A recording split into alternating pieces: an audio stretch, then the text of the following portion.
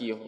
ہر انسان جو ہے گناہ گار ہے اپنے آپ میں، ہر انسان سے کچھ نہ کچھ خطا ہوتی ہے، چاہے وہ کوئی بھی، یاد رکھے کچھ نہ کچھ غلطی، خطا یا گناہ اس سے سرزد ہوتا ہے، یاد رکھے۔ جب انسان گناہ کر لیتا ہے، کوئی غلطی اس سے ہو جاتی ہے، کوئی خطا اس سے ہو جاتی ہے، تو اس سے جو معافی مانگنے کا طریقہ ہے، اللہ تعالیٰ کی طرف رجوع کرنے کا جو طریقہ ہے، اس کو توبہ اور استغفار کہتے ہیں۔ توبہ کا معنی ہوتا ہے اللہ کی طرف رجوع کرنا، پلٹنا، اور استغفار کا معنی ہوتا ہے جو گناہ انسان نے کیا اس گناہ کی معافی چاہنا۔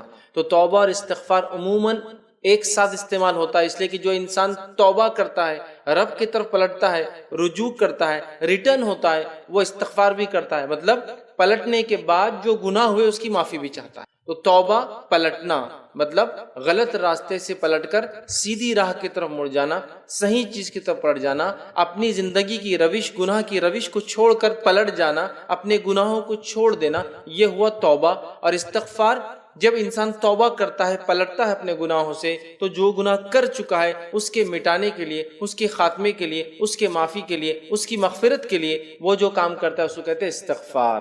تو توبہ اور استغفار عموماً ہم معنی الفاظ ہیں، جو ہم معنی استعمال ہوتے ہیں، مطلب ایک ساتھ استعمال ہوتے ہیں، لیکن دونوں میں بس تھوڑا سا فرق یہ، توبہ پلٹنا ہے اور استغفار پلٹنے کے بعد اپنے گناہوں سے معافی چاہنا ہے۔ تو ہر انسان گناہ کرتا ہے، ہر انسان خطا کرتا ہے، ہر انسان سے لرزش ہوتی ہے، کہیں نہ کہیں کوتاہیاں اور کمی ہوتی ہے، گناہ ہو جاتے ہیں۔ اس گناہ کے لیے انسان کو چاہیے کہ اپنے رب سے توبہ کرے، اور توبہ کے بعد استغفار کرے، یا استغفار اور توبہ کرے، اپنے گناہوں کی معافی چاہے اور اپنے طریقے کو بدل دے اور اللہ کی طرف رجوع کر لے، اللہ کی طرف پلٹ جائے۔ یہ بڑی اہم چیز ہے، یاد رکھیں۔ لیکن ہم دیکھتے ہیں آج اتنے گناہ اور معصیت جو ہم کرتے ہیں، ہم سے خطائیں ہوتی ہیں، اس کے باوجود بھی ہم توبہ اور استغفار کو اپنے اوپر لازم نہیں جانتے۔ یہ بڑی تعجب کی بات ہے۔ تو آج میں انشاءاللہ عزیز آپ تمام کے سامنے توبہ اور استغفار کی اہمیت، فضائل اور اس کی حقیقت رکھنے کی کوشش کروں گا۔ توبہ اور استغفار، حقیقت اور فضائل۔ تو یہ چند باتیں میں آپ کے سامنے رکھوں گا جس میں ہم انشاءاللہ عزیز دیکھیں گے کہ توبہ کی ریالٹی، حقیقت کیا ہے، اور اس کے بعد اس کے فضائل کیا ہے، کیا فائدے اس سے ہوتے ہیں، یاد رکھیں انسانوں کو۔ اور یہ بڑی اہم چیز ہے، چونکہ ہم توبہ اور استغفار کے کانسیپٹ کو، یہ کیا ہے نہیں سمجھتے، نتیجتاً ہماری زندگیوں سے یہ چیز غائب نظر آ رہی، اس لیے کہ توبہ اور استغفار بولے تو کوئی انسان سمجھتا ہے جو گناہ کرے وہی کرے۔ یاد رکھیے یہ عاجزوں کا شیوہ رہا ہے۔ انبیاء علیہ الصلوۃ والسلام کی زندگی آپ دیکھیے، صحابہ، تابعین، تبع تابعین، سلف صالحین، وہ لوگ جو اللہ کا تقوی اختیار کرتے، اللہ سے خشیت رکھتے، ڈر رکھتے ہیں اور اللہ کے جانب جھکنے والے ہوتے ہیں۔ اسی طرح جو لوگ عاجز بندے ہوتے ہیں اللہ تعالیٰ کے، ان کی خصوصیت اور خاصیت یہ ہے کہ وہ توبہ کرتے ہیں، استغفار کرتے ہیں، وہ اپنے رب کی طرف بار بار پلٹتے ہیں۔ یہاں تک کہ آتا ہے کہ نبی اکرم صلی اللہ علیہ وسلم دن میں 70 مرتبہ استغفار کرتے، 100 مرتبہ توبہ کرتے ہیں۔ آپ اندازہ لگائیے توبہ اور استغفار کتنی اہم چیز ہے کہ انبیاء علیہ الصلوۃ والسلام اور بالخصوص نبی اکرم صلی اللہ علیہ وسلم جیسی ذات بھی اس کو نہیں چھوڑتی۔ آج ہم نے اس کو معمولی سمجھ کے چھوڑ دیا، ہمیں اس کو واپس اپنانے کی ضرورت ہے، اس لیے کہ انسانی فطرت کا یہ تقاضا ہے کہ انسان خطا کرے گا، غلطی کرے گا۔ آئیے نبی اکرم صلی اللہ علیہ وسلم کیا فرماتے ہیں اس تقاضے کے تعلق سے۔ یہ جو فطرت کا تقاضا ہے غلطی کرنا، جس کے لیے توبہ اور استغفار حل ہے کہ غلطی کے بعد اس سے کیسے ہم رجوع کریں، اللہ سے کیسے معافی مانگیں۔ صحیح مسلم کی روایت ہے، نبی اکرم صلی اللہ علیہ وسلم فرماتے اور کہتے ہیں، مجھے قسم ہے ذات کی جس کے ہاتھ میں میری جان ہے، اگر تم گناہ نہ کرو تو اللہ تعالیٰ تمہیں ختم کر کے دوسری قوم لے آئے گا جو گناہ کریں گے اور پھر اللہ تعالیٰ سے توبہ کریں گے اور وہ انہیں بخش دے گا۔ مطلب اللہ کے رسول صلی اللہ علیہ وسلم فرمانے سے روایت میں کہ اگر تم گناہ کرنا چھوڑ دو تو اللہ تعالیٰ تمہیں ختم کر کے ایک ایسی قوم لائیں گا جو گناہ کریں گی، پھر اپنے رب سے توبہ کریں گی اور اللہ تعالیٰ ان کو معاف کر دیں گا۔ تو یہاں بتانا یہ مقصود ہے کہ انسانی فطرت کا اٹوٹ حصہ ہے غلطی کرنا۔ ایسا ہو ہی نہیں سکتا کہ انسان اور غلطی نہ کرے۔ اگر ایسا ہوتا تو اللہ دوسروں کو لا لیتا جو غلطی کرنے والے ہوتے، چونکہ اللہ کی ایک صفت غفار ہے، معاف کرنے والا ہے، ٹھیک ہے۔ تو اللہ کی صفتیں دائمی ہیں، ہمیشہ ہمیشہ کے لیے، یاد رکھ، ہمیشہ ہمیشہ سے ہے اور ہمیشہ ہمیشہ رہنے والی ہے، ٹھیک ہے۔ تو ایک قوم لائیں گا جو گناہ کریں گے اور توبہ کریں گے، اللہ اس کو معاف کرے گا۔ مطلب بتانے کا یہ ہے، گناہ کرنا، خطا کرنا، غلطی کرنا انسانی فطرت کا اٹوٹ حصہ ہے، اس سے کوئی ابن آدم نہیں بچ سکتا، کوئی انسان نہیں بچ سکتا، یاد رکھیں۔ اور ہم خود اب انسان جو ہمیں اللہ تعالیٰ نے کہا، وہ لفظ نسیان سے آتا، بھولنے والا۔ آدم علیہ السلام سے کہا تھا کہ اس درخت کے قریب مت جانا، پھر بھی چلے گئے، بھول گئے۔ تو نسیان سے لفظ آتا انسان، مطلب بھولنے والا۔ تو خطا ہونا ہمارے فطرت کا پارٹ ہے، ہمارا نیچر ہے، یاد رکھیے۔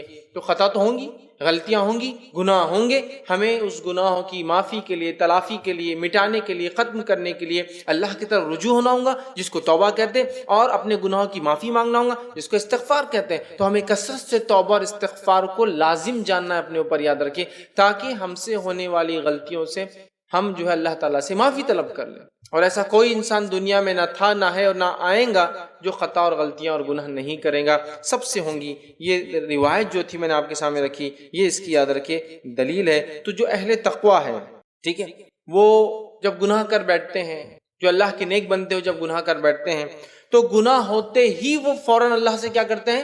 توبہ کر لیتے ہیں۔ ہم لوگوں ایسا انتظار نہیں کرتے، ہم لوگ انتظار کرتے گناہ گناہ گناہ گناہ، یہاں تک کہ اللہ رحم کرے کبھی تو موت آ جاتی اور معافی مانگنے کا وقت بھی نہیں ملتا، استغفار کا موقع بھی نہیں ملتا، رجوع کرنے کا موقع بھی نہیں ملتا۔ تو نیک لوگوں کی صفت، انبیاءوں کی صفت، صالحین کی صفت، اس کے بعد جو نیک لوگ ہوتے ہیں، اللہ کے اہل تقویٰ ہوتے ہیں یا اللہ کے نیک بندے، اللہ کے ولی ہوتے ہیں، ان کی ایک صفت یاد رکھی ہے، یہ فوراً جو ہے توبہ کرتے ہیں، بلکہ گناہ نہ بھی کرے تو توبہ اور استغفار کرتے ہیں، اس لیے کہ توبہ اور استغفار یہ باعث اجر اور ثواب ہوتا ہے ان کے لیے، گناہ نہ کرنے کے باوجود بھی اس کو کرتے ہیں۔ تو یہ ہمارے لیے کتنا لازم ہے کہ ہم جو اتنے خطا اور گناہ کرتے ہیں، توبہ اور استغفار کو لازم جانیں، چونکہ اس کے فضائل، فائدے ہم جانتے نہیں ہیں، اس کی اہمیت ہمیں بتائی یا سکھائی نہیں گئی ہے، یا اس کو ہم معمولی عمل سمجھتے ہیں، یا یہ سمجھتے ہیں میں کون سے بڑے بڑے گناہ کر رہا ہوں جو میں توبہ اور استغفار کروں۔ آئیے نبی اکرم صلی اللہ علیہ وسلم کو دیکھیے، آپ کیا گناہ اور خطا کرتے تھے، پھر بھی آپ توبہ اور استغفار کرتے تھے۔ تو یہ اللہ تعالیٰ کی رحمت ہے ہمارے لیے کہ اللہ تعالیٰ رات میں اپنے ہاتھوں کو پھیلاتا ہے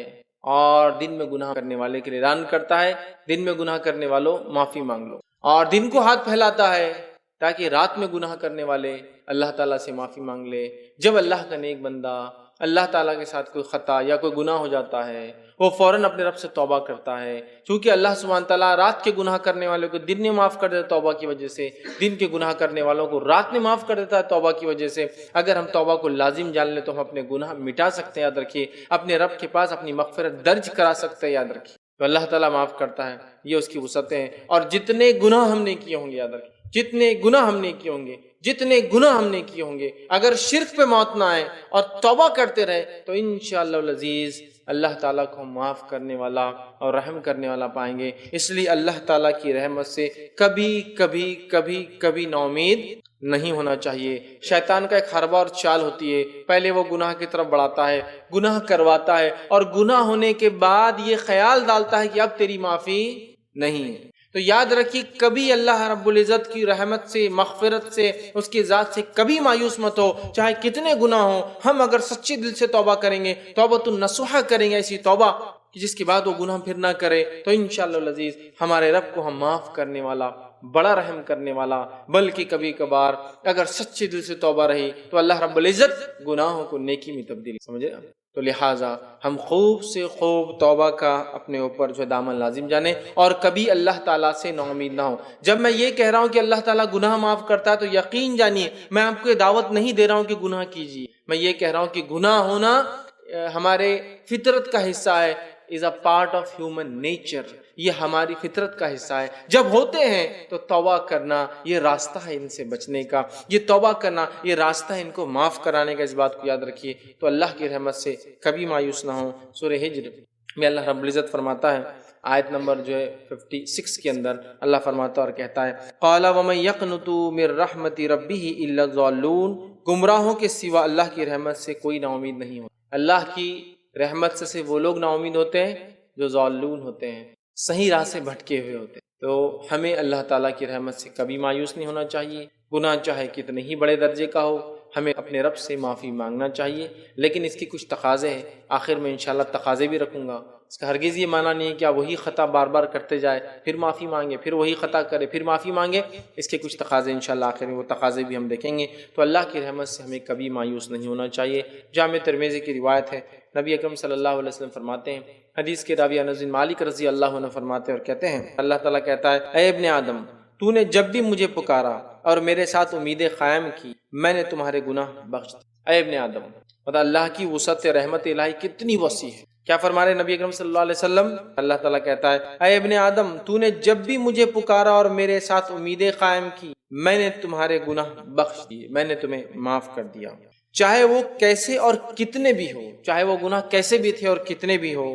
اگرچہ وہ آسمان کی بلندیوں تک بھی کیوں نہیں پہنچتے ہوئے ہو، مطلب اتنے زیادہ ہو کہ زمین سے لے کے آسمان تک کیوں نہ ہو، پھر تم نے میری بخشش طلب کی اور میں نے بخش دیا اور مجھے کسی کی کوئی پرواہ بھی نہیں۔ اے ابن آدم، تم نے جتنے بھی گناہ کیے ہو زمین سے لے کے آسمان تک، مجھ سے معافی طلب کی، میں نے تمہیں معاف کر دیا۔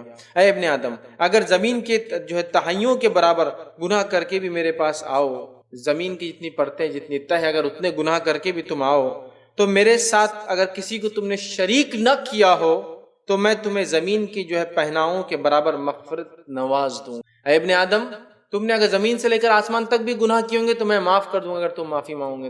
اے ابن آدم، اگر تم میرے پاس زمین کی تہ کے برابر، زمین کے وزن کے برابر بھی گناہ لاؤ گے تو میں تمہیں زمین کے وزن کے برابر رحمت کے ساتھ ملوں گا، بس تم نے میرے ساتھ شرک نہ کیا ہو، بس تم نے میرے ساتھ شرک نہ کیا ہو۔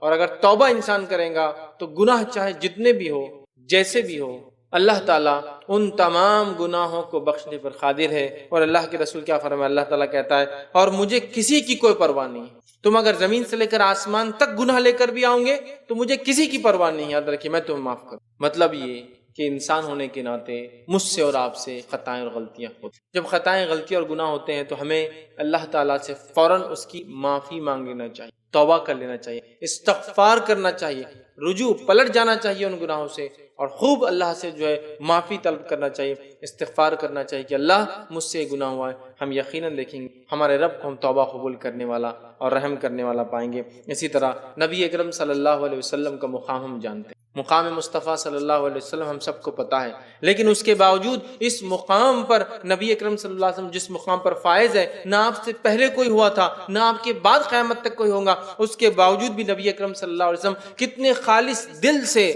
دن اور رات، صبح اور شام اپنے رب سے توبہ اور استغفار۔ نبی اکرم صلی اللہ علیہ وسلم کا مقام ہم جانتے ہیں، اس مقام پر فائز ہونے کے بعد بھی رسول اکرم صلی اللہ علیہ وسلم صبح اور شام توبہ اور استغفار کرتے ہیں۔ یہ امت کے لیے نمونہ ہے کہ ہم توبہ اور استغفار میں کثرت کریں۔ آئیے نبی اکرم صلی اللہ علیہ وسلم کے تعلق سے قرآن کیا بیان کرتا ہے، رب العزت نے آپ کو کیا حکم دیا، پہلے اس حکم کو سنتے ہیں۔ سورہ محمد سورہ نمبر 47 آیت نمبر 19 میں اللہ فرماتا ہے اور کہتا ہے فَاعْلَمْ أَنَّهُ لَا إِلَهَ إِلَّا اللَّهُ وَاسْتَغْفِرْ لِذَنبِكَ وَلِلْمُؤْمِنِينَ وَالْمُؤْمِنَاتِ۔ اللہ فرماتا ہے کہتا ہے فَاعْلَمْ أَنَّهُ لَا إِلَهَ إِلَّا اللَّهُ، کہ اس بات کا اے محمد صلی اللہ علیہ وسلم علم رکھ لو کہ اللہ کے سوائے کوئی معبود برحق نہیں ہے، جان لیجئے کہ اللہ کے سوائے کوئی معبود برحق نہیں ہے، ٹھیک ہے۔ وَاسْتَغْفِرْ لِذَنبِكَ، اور اپنے گناہوں سے محمد صلی اللہ علیہ وسلم آپ استغفار کیجئے، اور اللہ فرماتا ہے اور اپنے گناہوں کی مغفرت اللہ سے طلب کیجئے، معافی مانگیے۔ وَلِلْمُؤْمِنِينَ، اور مومنوں کے لیے بھی آپ استغفار کیجئے، اور فرمایا وَالْمُؤْمِنَاتِ، اور مومن عورتوں کے لیے بھی، ایمان والیوں کے لیے بھی استغفار کیجئے۔ تو یہاں دیکھیے اللہ نے فرمایا وَاسْتَغْفِرْ لِذَنبِكَ، کہ اے محمد صلی اللہ علیہ وسلم آپ اپنے گناہوں سے اللہ سے استغفار کیجئے، معافی مانگیے، اور مومنوں کے لیے، اور مومن مرد اور مومن عورتوں کے لیے۔ تو یہاں اللہ رب العزت نبی کو اس مقام پر ہونے کے باوجود یہ کہہ رہا ہے اپنے گناہوں کی معافی طلب کیجئے۔ در حقیقت امت کو سبق ہے کہ امت کس کثرت سے استغفار کو لازم کہ نبی کو حکم آ رہا ہے۔ آئیے اسی طرح صحیح بخاری کی روایت ہے، نبی اکرم صلی اللہ علیہ وسلم کے تعلق سے آتا ہے، اور روایت کے الفاظ اس طرح سے، مجھے اللہ کی قسم ہے میں ایک دن میں 70 مرتبہ سے زیادہ اللہ سے توبہ اور استغفار کروں۔ نبی اکرم صلی اللہ علیہ وسلم فرماتے ہیں مجھے اللہ کی قسم ہے میں ہر روز دن میں 70 مرتبہ توبہ اور استغفار کروں۔ نبی اکرم صلی اللہ علیہ وسلم کا معمول تھا، آپ بکثرت توبہ اور استغفار کرتے، 70 مرتبہ آپ خود کہہ رہے ہیں میں اللہ کی قسم میں 70 مرتبہ سے زائد اللہ سے توبہ اور استغفار کرتا ہوں۔ ابو داؤد کی روایت ہے، عبداللہ بن عمر رضی اللہ عنہ اس کے راوی فرماتے اور کہتے ہیں کہ نبی اکرم صلی اللہ علیہ وسلم کی ایک مجلس میں بیٹھے، نبی اکرم صلی اللہ علیہ وسلم کی زبان مبارک سے نکلنے والے کلمے کو 100 مرتبہ سے زیادہ سنتے تھے۔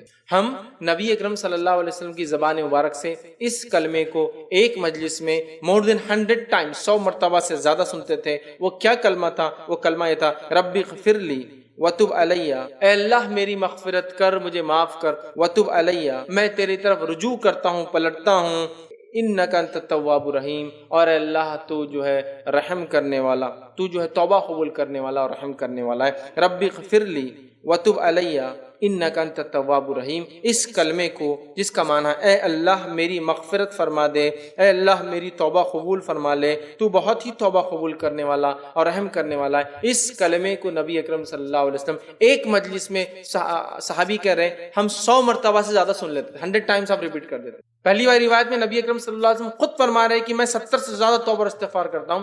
اس روایت میں آ رہا ہے کہ آپ مور دین 100 ٹائمز ایک مرتبہ ایک مجلس میں بیٹھ جاتے تو 100 مرتبہ استغفار کر، آپ اندازہ لگائیں 100 مرتبہ استغفار کر۔ تو اس سے پتہ چلتا ہے نبی اکرم صلی اللہ علیہ وسلم کا مقام ہم سب جانتے ہیں، اس مقام کے بعد بھی نبی اکرم صلی اللہ علیہ وسلم کا اس کثرت سے استغفار امت کے لیے بہت بڑی دلیل ہے کہ ہم کتنے گناہ اور معصیت کرتے ہیں، ہمارے لیے کتنا ضروری ہے کہ توبہ اور استغفار کو ہم اپنی نفس پر لازم جانیں، اس کے فضائل، اس کی اہمیت کو۔ آئیے آگے بڑھتے ہیں، توبہ اور استغفار کے تعلق سے چند باتیں اور دیکھتے ہیں۔ مخلص اور متقی لوگوں کا توبہ اور استغفار یہ اوصاف، یہ صفت ہے۔ پہلے تو نبی اکرم صلی اللہ علیہ وسلم کی خود یہ عادت مبارکہ تھی، اللہ نے آپ کو حکم دیا آپ کو 70 اور 100 مرتبہ توبہ استغفار کریں۔ اب ہم دیکھتے ہیں مخلص اور متقی لوگ جو اللہ کے خالص بندے ہوتے ہیں، اس کا ڈر اور پاس و لحاظ رکھتے ہیں، تقوی رکھتے ہیں، ان لوگوں کے اوصاف میں یہ بھی شامل ہے کہ وہ کثرت سے توبہ اور استغفار کرتے۔ یاد رکھیے، تو اہل ایمان میں جو مخلصین ہیں، جو ایسے اصحاب ہیں جو اللہ رب العزت پر ایمان لاتے ہیں اور نیک اعمال کرتے ہیں، ان کا یہ طریقہ ہے کہ وہ گناہوں پہ نہ کبھی اڑتے ہیں، نہ اصرار کرتے ہیں کہ میں کروں گا، بلکہ جو ہی گناہ ہوتا ہے اس کی معافی اپنے رب سے جو ہے طلب کر لیتے۔ یاد رکھیے، اور اللہ رب العزت نے قرآن میں فرمایا، سورہ آل عمران سورہ نمبر 3 آیت نمبر 16 اور 17 میں اللہ فرماتا اور کہتا ہے، الذین یقولون ربنا اننا آمنا فاغفر لنا ذنوبنا وقنا عذاب النار۔ اللہ فرماتا ہے ایمان والوں کا، مخلص ایمان لانے والوں کا، اللہ کے نیک بندوں کی ایک صفت آ رہی ہے۔ اللہ فرماتا ہے الذین یقولون ربنا اننا آمنا، وہ کہتے ہیں جو اللہ کے نیک بندے ہوتے ہیں، وہ لوگ جو کہتے ہیں کہ اے ہمارے پروردگار ہم ایمان لائے، تو ہمارے گناہ بخش دے۔ یقولون ربنا اننا آمنا، وہ کہتے اللہ ہم ایمان لائے، پھر فرماتا فاغفر لنا ذنوبنا، تو اللہ ہمارے گناہوں کو تو معاف کر، وقنا عذاب النار، اور ہمیں جہنم کے آگ کے عذاب سے بچا۔ نیک لوگوں کی صفت یہ ایمان لانے کے بعد اپنے گناہوں کی معافی طلب کرتے ہیں۔ یہ افسوس کی بات ہے، ہم لوگ اپنے آپ کو ایمان والا کہتے ہیں، لیکن ایمان کے بعد یہ ہم اپنے گناہوں کی معافی کروانا افسوس کی بات بھول جاتے ہیں، ایسا سوچتے ہیں کہ ہم گناہ کرتے کب ہیں۔ یہاں اللہ فرما رہا ہے الذین یقولون ربنا اننا آمنا فاغفر لنا، نیک لوگوں کی صفت یہ وہ کہتے ہیں اللہ ہم تجھ پر ایمان لائے اور ہمارے گناہوں کو معاف، کیا فرمانا، ذنوبنا وقنا عذاب النار، ہمیں جہنم کے عذاب سے، آگ کے عذاب سے بچا۔ پھر آگے فرمائے الصابرین والصادقین والقانتین والمنفقین والمستغفرین بالاسحار۔ اللہ فرماتا اور کہتا ہے الصابرین، یہ وہ لوگ ہیں جو صبر کرنے والے ہیں، والصادقین اور صادق سچے ہیں، اور پھر فرمایا والقانتین اور فرما بردار ہے، پھر فرمایا والمنفقین اور اللہ کی راہ میں خرچ کرنے والے ہیں، والمستغفرین اور اللہ نے فرمایا والمستغفرین بالاسحار، اور سحر کے وقت اٹھ کر اللہ سے استغفار کرنے والے ہیں۔ تو اللہ نے کہا والمستغفرین بالاسحار، کہ رات میں اٹھ کر سحر میں استغفار کرنے والے لوگ ہیں۔ یہ صفتیں بیان کی اللہ کے نیک لوگوں کی۔ اللہ نے ایمان لانے کے بعد توبہ کرتے ہیں اور راتوں میں سحر کے وقت توبہ کرتے ہیں، اس کا مطلب یہ کہ رات میں اٹھ کے سحر کے وقت تہجد ادا کرتے اور توبہ کرتے ہیں۔ مطلب یہ وہ لوگ ہیں جو فرائض کو ادا کرنے کے ساتھ ساتھ نوافل میں اضافہ کرتے ہیں اور اس کے باوجود بھی استغفار کرتے ہیں۔ اللہ ہم پر رحم کرے، ہمارے تو فرائض ہی غائب ہے اور استغفار کی تو کوئی موجودگی، کوئی دور دور تک اندیشہ بھی نظر نہیں آتا کہ ہم کبھی استغفار کریں۔ یہ وہ لوگ ہیں جو ایمان لاتے ہیں، فرائض ادا کرتے ہیں، نوافل راتوں کو اٹھتے ہیں اور پھر استغفار بھی کرتے ہیں۔ رات میں اٹھ کے استغفار کی خاص تذکرہ آ رہا ہے، تو گویا نفل ادا کرنے والے لوگ ہیں۔ نفل ادا کرنا بہت بھاری ہوتا ہے، یاد رکھیے، آسان نہیں ہوتا ہے۔ فرض تو ہے ہی، ظاہر سی بات ہے، فرض کے بعد نفل ہے، لیکن جو فرض کے بعد نفل کرے مطلب بہت بھاری بوجھ اٹھا رہا ہے، مطلب وہ فرض سے آگے بڑھ کے نوافل میں لگا رہا ہے۔ یاد رکھیے بہت ٹف، بہت مشکل۔ فرائض ہی کتنے مشکل سے ہوتے اندازہ ہوتا ہے نا، نوافل کے لیے کوئی جا رہا ہے مطلب کتنا اپنے نفس پر قابو پا چکا ہے ماشاءاللہ وہ انسان کہ نفل کے لیے جاتا ہے، فرائض سے آگے بڑھتا ہے۔ سمجھ رہے ہیں آپ بات؟ تو یہاں نیک لوگوں کی صفت اللہ رب العزت نے بتائی ہے، تو متقی لوگ جو ہے بکثرت اللہ سے توبہ اور استغفار کرتے۔ یاد رکھیے دوسری جگہ اللہ رب العزت فرماتا ہے سورہ الذاریات آیت نمبر 18 میں اللہ نے فرمایا وَبِالْأَسْحَارِ هُمْ يَسْتَغْفِرُونَ، اور اللہ نے فرمایا اور وہ بوقت سحر استغفار کرتے۔ اور وہ لوگ اللہ کے نیک بندے بوقت سحر استغفار کرتے ہیں، اپنے گناہوں کی رب سے معافی طلب کرتے رات میں، اور کیوں نہ ہو، حدیث میں آتا صحیح مسلم کی، ہر رات اللہ تعالیٰ آسمانی دنیا پہ نازل ہوتا، ہر رات، رمضان میں نہیں، ہر رات، اور ایک آواز لگائی جاتی ہے کوئی مانگنے والا میں دینے بیٹھا ہوں، ہے کوئی معافی چاہنے والا میں معاف کرنے بیٹھا ہوں۔ تو وہ اس وقت اٹھتے ہیں جو سحر کا آخری وقت ہوتا ہے، اور وہاں اپنے رب سے استغفار کرتے، دو جگہ فرما دیا، راتوں کو اٹھ کر سحر میں استغفار کرتے۔ اسی طرح توبہ اور استغفار نبی اکرم صلی اللہ علیہ وسلم کا اسوہ تھا، طریقہ تھا۔ ایک تو اللہ نے حکم دیا، متقیوں کی صفت توبہ استغفار ہے، نبی اکرم صلی اللہ علیہ وسلم کا اسوہ طریقہ تھا، اور آپ کے تعلق سے آتا ہے کہ آپ بکثرت توبہ اور استغفار کرتے، اور اللہ رب العزت قرآن میں سورہ نصر سورہ نمبر 110 آیت نمبر 1 سے لے کر 3 یہ فرماتا ہے اور کہتا ہے، نبی اکرم صلی اللہ علیہ وسلم کو یہ حکم آیا جب آپ نبوت کا مشن ختم کرنے پر تھے، اب آپ کا دنیاوی مشن، نبوی مشن فنش ہو رہا تھا، ختم ہو رہا تھا، آپ لوٹ کر اپنے رب کے پاس اب جانے والے تھے، تو اللہ تعالیٰ نے رب کے پاس آنے سے پہلے کوئی طریقہ بتایا نبی اکرم صلی اللہ علیہ وسلم کو کہ نبی آپ کو کیا کرنا ہے ہمارے پاس آنے سے پہلے، وہ کیا طریقہ تھا؟ اللہ رب العزت فرماتا ہے اذا جاء نصر اللہ والفتح، اذا جاء نصر اللہ والفتح، کہ جب تم دیکھو اللہ کی مدد اور فتح تمہارے پاس آ گئی، وَرَأَيْتَ النَّاسَ يَدْخُلُونَ فِي دِينِ اللَّهِ أَفْوَاجًا، اور جب تم دیکھو کہ لوگ فوج در فوج، جوق در جوق، گروپ میں بڑی بڑی تعداد میں اسلام میں آنا شروع ہو گئے، حق کی طرف آنا شروع ہو گئے، دین میں آنا شروع ہو گئے، فَسَبِّحْ بِحَمْدِ رَبِّكَ وَاسْتَغْفِرْ، تو اے نبی اب آپ لگ جائیے، اللہ کی حمد و ثنا بیان کیجئے، فَسَبِّحْ، تسبیح بیان کیجئے، بڑائی بیان کیجئے اپنے رب کی، فَسَبِّحْ بِحَمْدِ رَبِّكَ وَاسْتَغْفِرْ، اپنے رب کی تسبیح، حمد و ثنا بیان کیجئے اور استغفار طلب کیجئے، إِنَّهُ كَانَ تَوَّابًا، اور یقیناً آپ کا رب توبہ قبول کرنے والا ہے۔ تو یہاں آپ دیکھیے فَسَبِّحْ بِحَمْدِ رَبِّكَ وَاسْتَغْفِرْ إِنَّهُ كَانَ تَوَّابًا، یہاں اس آیت میں عبداللہ ابن عباس رضی اللہ عنہما اس کی تفسیر کرتے اور کہتے ہیں یہ آیت اشارہ کر رہی تھی کہ نبی اکرم صلی اللہ علیہ وسلم کا ورلڈلی مشن کمپلیٹ ہو گیا، دنیاوی مقصد پورا ہوا، اب آپ دنیا سے کوچ کرنے والے ہیں، جانے والے، تو اس سے پہلے کیا کرنا ہے؟ فَسَبِّحْ بِحَمْدِ رَبِّكَ وَاسْتَغْفِرْ، تو یہاں علماء لکھتے ہیں کہ آخر وقت میں جب انسان کو پتہ چل جائے اس کا یہ آخر وقت ہے، کثرت سے اللہ کی حمد و ثنا کرے اور استغفار کرے۔ مطلب یہ کہ جب انسان بوڑھا ہو جاتا ہے، یقیناً جوان بھی کرے، لیکن بڑھاپے کے بعد تو یقینی موت ہوتی ہے، جوان کو امید ہوتی ہے، کثرت سے آخر وقت میں کثرت سے اللہ کی حمد و ثنا اور استغفار کرنا چاہیے۔ یہ بڑی افسوس کی بات ہے ہماری امت میں، جب انسان بوڑھا ہو جاتا ہے کثرت سے توبہ اور استغفار کے بدلے کثرت سے وہ ٹی وی اور موبائل اور میڈیا کے اندر پھنسا ہوا رہتا ہے، کثرت سے پوتے اور پوتیاں بازو ہے، نواسے اور نواسیاں بازو اور ہینڈ سیٹ اس کے اندر ریموٹ کنٹرولر، بس یہ اس کی زندگی ہے، میچز دیکھ رہا ہے، ڈرامے دیکھ رہا ہے، اور جو ہے ٹی وی کے سامنے لگا ہوا، یہ اس کی زندگی آخر وقت میں خاص طور سے فَسَبِّحْ بِحَمْدِ رَبِّكَ وَاسْتَغْفِرْ، اے نبی اللہ کی حمد و ثنا بیان کی، تسبیح بیان کیجیے، استغفار کیجیے، انہ کان توابا، یقیناً آپ کا رب توبہ قبول۔ تو نبی اکرم صلی اللہ علیہ وسلم زندگی میں بھی کرتے رہے، آپ کے نبی مشن کے خاتمے کے بعد بھی اللہ تعالیٰ نے آپ کو اسی کا حکم دیا۔ حجاج جو لوگ حج کو جاتے ہیں، اللہ تعالیٰ نے ان کو بھی اسی کا حکم دیا کہ عرفے میں اور مزدلفہ کے اندر وہ لوگ کیا کریں، ان کے تعلق سے قرآن فرماتا ہے، کہتا ہے سورہ بقرہ سورہ نمبر 2 آیت نمبر 199 میں اللہ نے فرمایا ثم افیضوا من حیث افض الناس واستغفروا اللہ ان اللہ غفور الرحیم، اللہ فرماتا اور کہتا ہے پھر تم بھی وہاں سے ہو کر لوٹو جہاں سے ہو کر دوسرے لوگ لوٹتے ہیں، اور فرمایا اور اللہ سے مغفرت طلب کرو، بے شک اللہ بڑے بخشنے والا بہت رحم کرنے والا ہے۔ اور عرفہ میں جب لوگ کھڑے ہو کر اپنے رب سے معافی مانگتے ہیں تو اللہ تعالیٰ اہل عرفہ کی طرف دیکھتا ہے جو عرفات کے میدان میں، اور کہتا ہے فرشتوں گواہ رہنا میں نے ان سب کو معاف کر۔ حج میں بھی استغفار، اور حج کیا ہے؟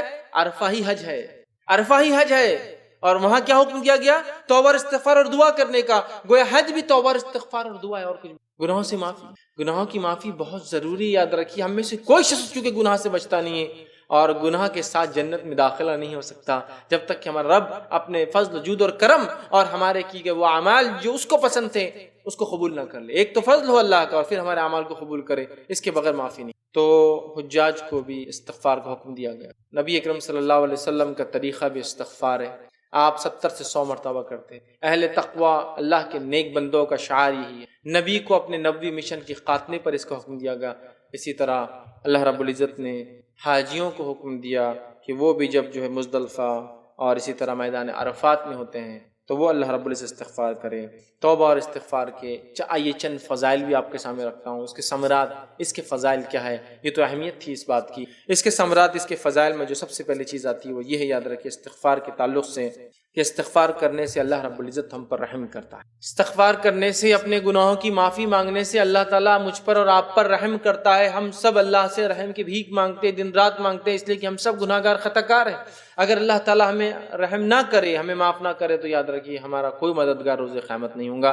تو یہاں اللہ رب العزت کے رحم چاہنے کے لیے ہمیں چاہیے کہ ہم استغفار کریں۔ اللہ رب العزت سورہ نمل سورہ نمبر 27 اور آیت نمبر جو ہے 46 46 میں فرماتا اور کہتا ہے لولا تستغفرون اللہ لعلکم ترحمون، اللہ فرماتا اور کہتا ہے تم اللہ سے استغفار کیوں نہیں کرتے تاکہ تم پر رحم، تم اللہ تعالیٰ سے استغفار کیوں نہیں کرتے تاکہ تم پر اس دنیا اور آخرت میں رحم کیا جائے۔ میرے بھائیوں، دنیا اور آخرت کی مصیبت، پریشانیاں، تکلیف، مصائب اور دنیا میں افراد اور ملکوں کی حفاظت کا ذریعہ توبہ اور استغفار ہے۔ اس لیے کہ اللہ مصیبت اس لیے لاتا ہے کہ انسان پر، اس لیے کہ بیما کسبت ایدی الناس، یہ ہمارے ہاتھوں کی کمائی ہوتی، ہم کماتے ہیں ہاتھوں کے اندر۔ اللہ فرماتا ہے زمین اور جو ہے پانی میں جو فساد ہے وہ انسانی ہاتھوں کا نتیجہ، مطلب جو معصیت اور گناہ ہم کرتے ہیں اس کا نتیجہ ہے، جو آزمائشیں، جو آفتیں، مصیبت، بلائیں، طوفان، آندھیاں، پریشانی اس دنیا میں آتی، زلازل جو آتے ہیں، زلزلے، یہ سب ہمارے گناہوں کا نتیجہ، اور اس سے بچنے کا طریقہ استغفار۔ تو اللہ فرما رہا ہے تم کیوں نہیں اللہ سے استغفار کر کے رحم طلب کرتے ہو، تم اللہ سے استغفار کیوں نہیں کرتے تاکہ تم پر رحم کیا جائے۔ تو اللہ سے رحم چاہتے ہیں ہم، تو استغفار کا پہلا فائدہ، رحم اگر چاہیے اللہ کا تو استغفار کرنا ہوگا، توبہ کرنا ہوگا۔ دوسرا سورہ نور سورہ نمبر 24 آیت نمبر 31 میں اللہ فرماتا ہے اور کہتا ہے وَتُوبُوا إِلَى اللَّهِ جَمِيعًا أَيُّهَا الْمُؤْمِنُونَ لَعَلَّكُمْ تُفْلِحُونَ، اور اے ایمان والو تم سب کے سب اللہ کی طرف توبہ کرو تاکہ تم فلاح پاؤ، کامیابی پاؤ، کامرانی پاؤ، سکسس پاؤ، فلاح پاؤ۔ فلاح پانے کا طریقہ کیا ہے؟ وَتُوبُوا إِلَى اللَّهِ جَمِيعًا أَيُّهَا الْمُؤْمِنُونَ، اے ایمان والو تم سب کے سب اللہ کی طرف جو ہے توبہ کرو، رجوع کرو، لعلکم تفلحون، تاکہ تم فلاح پاؤ۔ تو اللہ سے رحم چاہیے تو ہمیں استغفار کرنا ہے، اللہ کی طرف سے فلاح اور کامیابی چاہیے تو ہمیں رجوع کرنا ہے، لوٹنا ہے اللہ کی طرف، پلٹنا ہے، گناہوں کے راستے کو چھوڑ کر تقوی کا راستہ اپنانا ہے، تب ہمارے گناہ اللہ تعالیٰ جو معاف کریں گا۔ تو فلاح پانے کا، نجات پانے کا، سکسس پانے کا یہ طریقہ ہے، یاد رکھیے وہ کیا ہے؟ توبہ۔ آئیے آگے بڑھتے ہیں۔ تیسرا فائدہ اس کا ہم دیکھتے ہیں کہ ہم اگر چاہتے ہیں کہ افراد اور ملک انڈیویجول اینڈ نیشنز جس کو کہیں گے، افراد اور قومیں اگر بلاؤں سے، مصیبتوں کو، مشکلات کو، آفت کو، دکھ کو، درد کو اگر اپنے سے دور رکھنا چاہتی ہے، اس کا نسخہ بھی توبہ اور استغفار۔ آفتیں، بلائیں، مشکلیں، دکھ، درد، جو بھی پریشانیاں ہیں اس سے بچنے کا طریقہ توبہ اور استغفار ہے۔ آئیے اللہ تعالیٰ کیا فرماتا ہے سورہ الانفال سورہ نمبر 8 آیت نمبر 33 میں اللہ فرماتا ہے 33 میں اور کہتا ہے وَمَا كَانَ اللَّهُ مُعَذِّبَهُمْ وَهُمْ يَسْتَغْفِرُونَ، اگر وہ مغفرت طلب کرتے رہیں تو اللہ انہیں عذاب دینے والا نہیں ہے۔ اگر وہ مغفرت طلب کرتے رہے تو اللہ تعالیٰ انہیں عذاب دینے والا نہیں ہے۔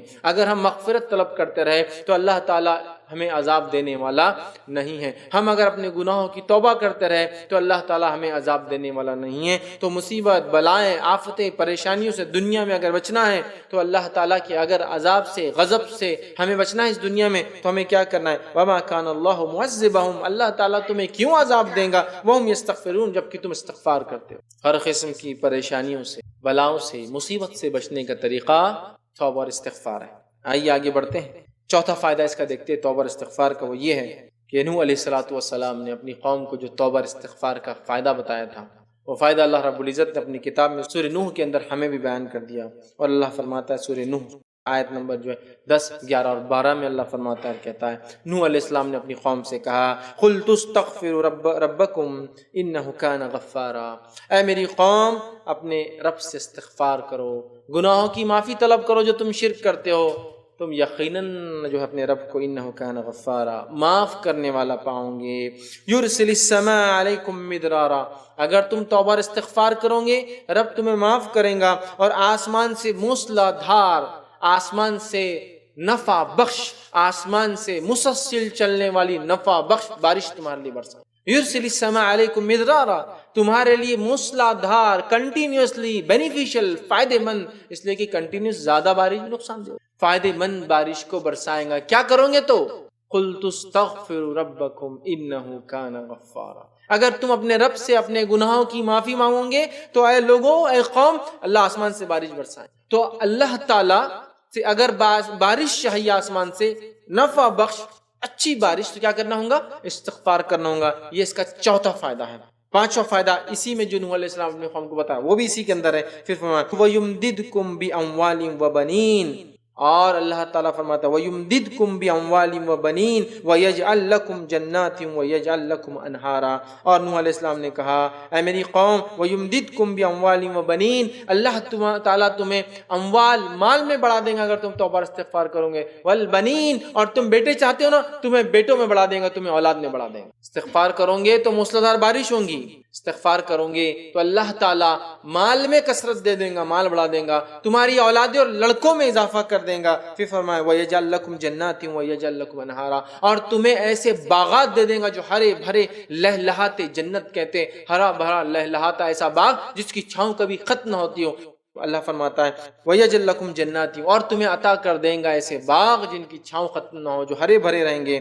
وَيَجْعَلْ لَكُمْ أَنْهَارًا، اور نہریں جاری کر دیں گا، پانی کا ذریعہ جاری کر دیں گا. ان تین آیتوں میں اللہ تعالیٰ نے نوح علیہ السلام کے ذریعے 4 فائدے جو ہے قوم کو بتائے. ٹھیک ہے، 4 فائدے بلکہ 5 فائدے قوم کو بتائے. پہلا آسمان سے موسلادھار بارش، دوسرا مال میں اضافہ، تیسرا اولاد میں اضافہ، چوتھا باغات ہرے بھرے، اور پانچواں نہریں جاری کر دیں گا، پانی کا سورس نہریں جاری کریں. 5 فائدے 3 آیتوں کے. تو یہ تھے 4 5 6 7 اور 8 نمبر کے فائدے، فضائل جو استغفار کرنے سے آتے ہیں. تو استغفار کے فضائل میں دیکھیے یہ بھی چیز شامل ہے. آئیے آگے بڑھتے ہیں. 9واں فائدہ استغفار کا وہ کیا ہے؟ وہ یہ ہے اللہ تعالیٰ دنیا کی زندگی اچھی کر دیں گے. اللہ تعالیٰ دنیا کی زندگی اچھی کر دیں گا. کون ہے جو نہیں چاہتا دنیا کی اچھی زندگی؟ سنیے پھر 9واں فضائل اللہ تعالیٰ فرماتا ہے قرآن کے اندر، سورہ ہود سورہ نمبر 11 آیت نمبر 3 میں اللہ فرماتا ہے وَأَنِ اسْتَغْفِرُوا رَبَّكُمْ ثُمَّ تُوبُوا إِلَيْهِ يُمَتِّعْكُمْ مَتَاعًا حَسَنًا إِلَىٰ أَجَلٍ مُّسَمًّى وَيُؤْتِي كُلَّ ذِي فَضْلٍ فَضْلَهُ وَإِن تَوَلَّوْا فَإِنِّي أَخَافُ عَلَيْكُمْ عَذَابَ يَوْمٍ كَبِيرٍ. اللہ فرماتا کہتا ہے اور یہ کہ تم اپنے گناہ اپنے پروردگار سے معاف کرواؤ، اپنے گناہوں کو اپنے پروردگار سے تم معاف کرواؤ، استغفار کرو، اور پھر اسی کی طرف متوجہ ہو اور توبہ کرو، گناہوں کو معاف فرماؤ. استغفر کا لفظ استعمال کیا، وَأَنِ اسْتَغْفِرُوا رَبَّكُمْ ثُمَّ تُوبُوا إِلَيْهِ، گناہوں سے معافی طلب کرو، رب کی طرف تم اگر لوٹو پھر وہ اسی طرف متوجہ ہو تو وہ تم کو وقت مقرر تک اچھا سامان زندگی دیں گا. تو اللہ تعالیٰ پھر اس زندگی میں دنیا میں تمہیں ایک وقت مقرر تک اچھا سامان دیں گا، اور پھر فرمایا دے گا، اور ہر زیادہ عمل کرنے والے کو زیادہ ثواب دیں گا، اور جو جتنا زیادہ عمل کرے گا اس کو اتنا زیادہ ثواب ملیں گا. اور اگر ایسا نہ کیا میری قوم تم نے تو میں ڈرتا ہوں ایک بڑے عذاب کے دن سے تمہارے بارے میں، مطلب یوم قیامت سے میں ڈرتا ہوں تم. تو یہاں ایک اچھی زندگی دنیاوی چاہیے تو توبہ اور استغفار کرنا ہے، تو ایک اچھی زندگی انشاءاللہ عزیز مجھے اور آپ کو ملیں گی. یہ 9واں فائدہ تھا. آگے بڑھتے ہیں. 10واں فائدہ کیا ہے؟ وہ ایک حدیث کے اندر آتا ہے. یوں تو اس کے اتنے فضائل ہے کہ میں سمجھتا ہوں اگر میں پورے فضائل لوں گا تو وقت بھی نہیں پوریں گے. ہم سیدھا لے رہے ہیں، جو 10 ایک فضائل ہم دیکھ رہے ہیں، اتنے فضائل قرآن حدیث میں آتے ہیں. آئیے آگے بڑھتے ہیں. اور ایک فضیلت جو آتی ہے ابو داؤد کی روایت ہے، نبی اکرم صلی اللہ علیہ وسلم دیکھیے کیا فرماتے ہیں، کیا فضیلت ہے توبہ اور استغفار کی. سنیے غور سے. اللہ کے رسول صلی اللہ علیہ وسلم فرماتے ہیں جس نے استغفار کو اپنے اوپر لازم کر لیا، جس نے استغفار کو اپنے اوپر لازم کر لیا کہ مجھے یہ کرنا ہے، جس نے استغفار کو اپنے اوپر لازم کر لیا، اللہ اسے ہر غم سے نجات دے دیتا. اللہ اسے ہر غم سے نجات دے دیتا. اللہ اسے ہر غم سے نجات دے دیتا ہے. ہر تنگی وہ مشکل سے نکال دیتا ہے، ہر تنگی اور مشکل سے نکال دیتا ہے، اور وہاں سے رزق عطا فرماتا ہے جہاں سے اس نے سوچا بھی نہیں ہوگا. وہاں سے رزق عطا فرماتا ہے، روزی دیتا ہے جہاں سے اس نے سوچا بھی نہیں ہوگا. ایک حدیث 3 فضائل، 10واں 11واں اور 12ویں فضیلت. 3 فضائل کیا کیا استغفار کے. اور آپ جہاں استغفار کا تذکرہ دیکھیں گے نا حدیث میں بالخصوص، تو ایک فائدہ تو حدیث میں ہے ہی نہیں، 2 3 4 5 فائدے ایک ہی حدیث میں ایک ساتھ آتے ہیں. دوسرے عمل کا کیسا، ایک حدیث آتی ہے تو ایک ہی فضائل یا فائدہ. استغفار کا جامع معاملہ آئے گا نا تو جیسا دیکھیے نوح علیہ السلام نے اپنی قوم کو کہا 5 فائدے بتائے، استغفار کے 5 فائدے. اللہ کے رسول صلی اللہ حدیث آپ دیکھیں 3 3 4 4 5 5 فائدے استغفار کے ایک ساتھ. یہ بڑا اہم عمل ہے، یاد رکھیں. تو یہاں 3 فضائل بتائے جا رہے. پہلا، جس نے استغفار کو اپنے پر لازم جان لیا، اپنے گناہوں کی توبہ کو اپنے پر لازم جان لیا، ہر غم سے نجات دیتا ہے. کون سا انسان دنیا میں جو آج غم زدہ نہیں؟ بتائیے. ہر غم سے نجات دیتا ہے. قومیں اور افراد سب پریشان ہیں غموں سے. غموں کا نجات کا راستہ، غموں سے نکلنے کا طریقہ، سولوشن، واحد حل استغفار ہے. پھر فرمایا ہر تنگی سے اور مشکل سے نکالتا ہے. کون سا انسان آج تنگی اور مشکل کی زندگی نہیں گزارا؟ ہر تنگی اور مشکل سے نکلنے کا ذریعہ استغفار ہے. اسی طرح وہاں سے روزی ایسا سوچا بھی نہ ہوگا، ایسی روزی حاصل کرنے کا ذریعہ جہاں ہم نے سوچا بھی نہیں ہوگا، وہاں سے حاصل کرنے کا ذریعہ استغفار. سبحان اللہ، کتنے عظیم فائدے استغفار کے. پہلا فائدہ ہم نے دیکھا اللہ سے رحم چاہیے تو استغفار کرنا ہے. دوسرا ہم نے دیکھا فلاح چاہیے آخرت میں تو استغفار طریقہ ہے. تیسرا ہم نے دیکھا کہ اللہ تعالیٰ اس قوم کو عذاب نہیں دیتا، سزا نہیں دیتا جو استغفار کرتی ہے. چوتھا ہم نے دیکھا بارش کا برسنا یاد رکھیے استغفار کی وجہ سے ہوتا ہے. پانچواں ہم نے دیکھا یاد رکھیے کہ ہمارے مال میں اللہ اضافہ کر دیتا ہے. چھٹا ہم نے دیکھا یاد رکھیے ہماری اولاد میں اللہ اضافہ کر دیتا ہے. ساتواں ہم نے دیکھا ہمیں جو باغات عطا فرمائیں گا. آٹھواں ہم نے دیکھا اللہ ہمارے لیے نہریں جاری کریں گا. نواں ہم نے دیکھا دنیا کی اچھی زندگی گزاریں گے. دسواں ہم نے دیکھا کہ جو ہے ہر غم سے اللہ نجات دیں گا. گیارہواں ہم نے دیکھا تنگی سے ہمیں دور کر کے جو ہے مشکل سے نکال دیں گا. اور بارہواں ہم نے دیکھا جو ایسی جگہ سے روزی دیں گا جہاں سے ہم نے سوچا بھی نہیں ہوگا. سبحان اللہ، کتنے برکات اور فضائل اور فائدے صرف ایک چیز توبہ اور استغفار کو لازم جاننے کے. ہمیں چاہیے ہر مرد اور عورت، ہم تو اتنے گناہ کرتے جس کی کوئی انتہا نہیں. ہر شخص اپنے گناہوں کے بوجھ تلے آج دبا ہوا ہے. ہمیں اگر چاہیے کہ اس گناہوں کے بوجھ تلے نکل کر اپنے حالات کو اپنے رب سے معافی مانگ کر بدلوائے تو یہی طریقہ یاد رکھیے. قوموں پر جب عذاب آتے تھے تو قومیں ان عذاب کو دیکھ کر، عذاب کیوں آتے قوموں پر؟ ان کے گناہوں کی کثرت کی وجہ سے، بالخصوص شرک کے گناہ اور دیگر گناہوں کی کثرت کی وجہ سے جب عذاب آتے تھے تو قوم سمجھتی تھی یہ تو ہمارے لیے فائدے کی چیز. کسی قوم پر ہوا آ رہی تھی، وہ سوچ رہی ہے یہ ہوا فائدے نفع بخش چیز لائیں گی. چونکہ ہوا چلتی ہے تو پھر جھاڑوں سے جو ہے ذرات نکل کے دوسرے جھاڑ پر جاتے ہیں، پولینیشن ہوتا ہے، پھر وہ جھاڑ پھل دینے لگتا ہے. کیڑے پتنگے اڑ کے ایک علاقے سے دوسرے علاقے میں آتے ہیں جس سے بہت ساری تبدیلیاں آتی ہیں. تو وہ سمجھ رہے یہ ہوا ہمارے لیے فائدہ مند ہے، جبکہ اپنے گناہوں پر ان کی نظر نہیں تھی. یہ ہوا ان کے لیے فائدہ مند ہرگز نہ تھی، یہ ہوا ان کے لیے عذاب لے کر آئی. تو کسی قوم پر بارش برستی ہے تو وہ سمجھتا ہے کہ اب یہ بارش ہمارے لیے کھیتوں کو لہلہا دیں گی، ہمارے ڈیم اور ندیوں کو بھر دیں گی. لیکن وہ اپنے گناہوں پر نظر نہیں ڈال رہے اعمال پر، نتیجتاً وہ بارش ان کے لیے عذاب اور سزا بنتی ہے. ایک قوم صرف ایسی گزری ہے قرآن کے اندر ہم مطالعہ کریں، جس قوم نے جب عذاب کو دیکھا بھاگ گئی، اپنے گناہوں پر نظر ڈال لیا اور توبہ کر لی اور بچ گئی. وہ قوم تھی قوم یونس. جب انہوں نے بادلوں کو آتے ہوئے دیکھا جو کالے اور گھنے تھے، وہ قوم سمجھ گئی یہ بادل ہمارے لیے کوئی خوشخبریاں نہیں لائے ہیں. ساری قومیں اس کے برعکس قرآن میں آتا ہے خوش ہوئی عذابات کو دیکھ کر، اب بارش آئیں گی، اب ہوا چلیں گی تو فصلیں اچھی اگیں گی. یہ قوم نے سمجھ لیا چونکہ ان کی نظر اپنے اعمال پہ تھی اور ان کے نبی یونس علیہ السلام ان کو چھوڑ کر چلے گئے تھے کہ قوم عذاب آنے والا.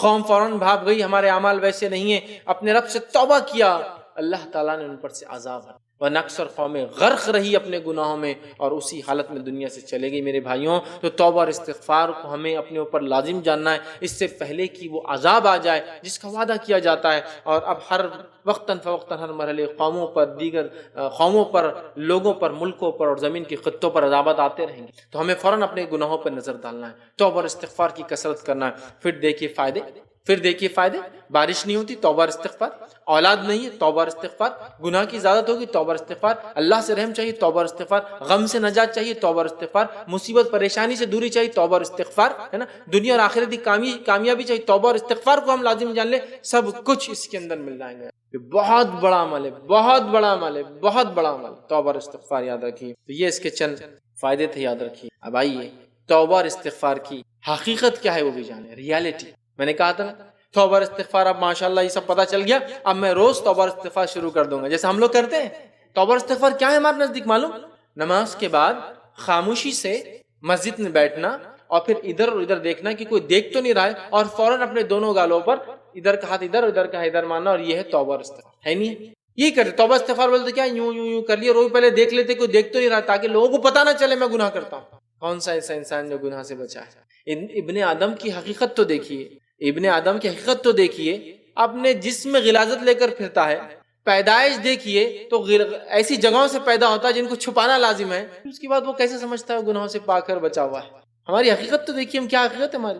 لیکن اللہ کا فضل ہے، اس کے بعد بھی ہمارے گناہوں کو معاف کرتا ہے، ہماری عبادتوں کو قبول کرتا ہے. سمجھ رہے ہیں بات؟ تو بہرحال توبہ اور استغفار کی حقیقت کیا ہے پہلے وہ جان لیں۔ توبہ اور استغفار یہ ہے کہ اپنے گناہوں پر سچے دل سے نادم ہو کر اس کے لیے اللہ کی طرف رجوع کر کے پلٹ کر توبہ کرنا اور استغفار کرنا، اے اللہ یہ جو میں نے گناہ کیا اب میں نہیں ہوں، یہ توبہ اور استغفار ہے۔ تو خالص دل مخلص ہو کر اس عمل پہ نادم ہو کر ہمیں توبہ کرنا ہے، مطلب ہم کبھی اس عمل کی طرف رجوع نہیں کریں گے۔ توبہ مطلب اب اللہ اس سے ہم پلٹ گئے، ہم رجوع ہو گئے، ٹرن ہو گئے، ہماری لائف ہم نے چینج کی۔ توبہ کا معنی ہے پلٹنا، رجوع کرنا، پھر جانا۔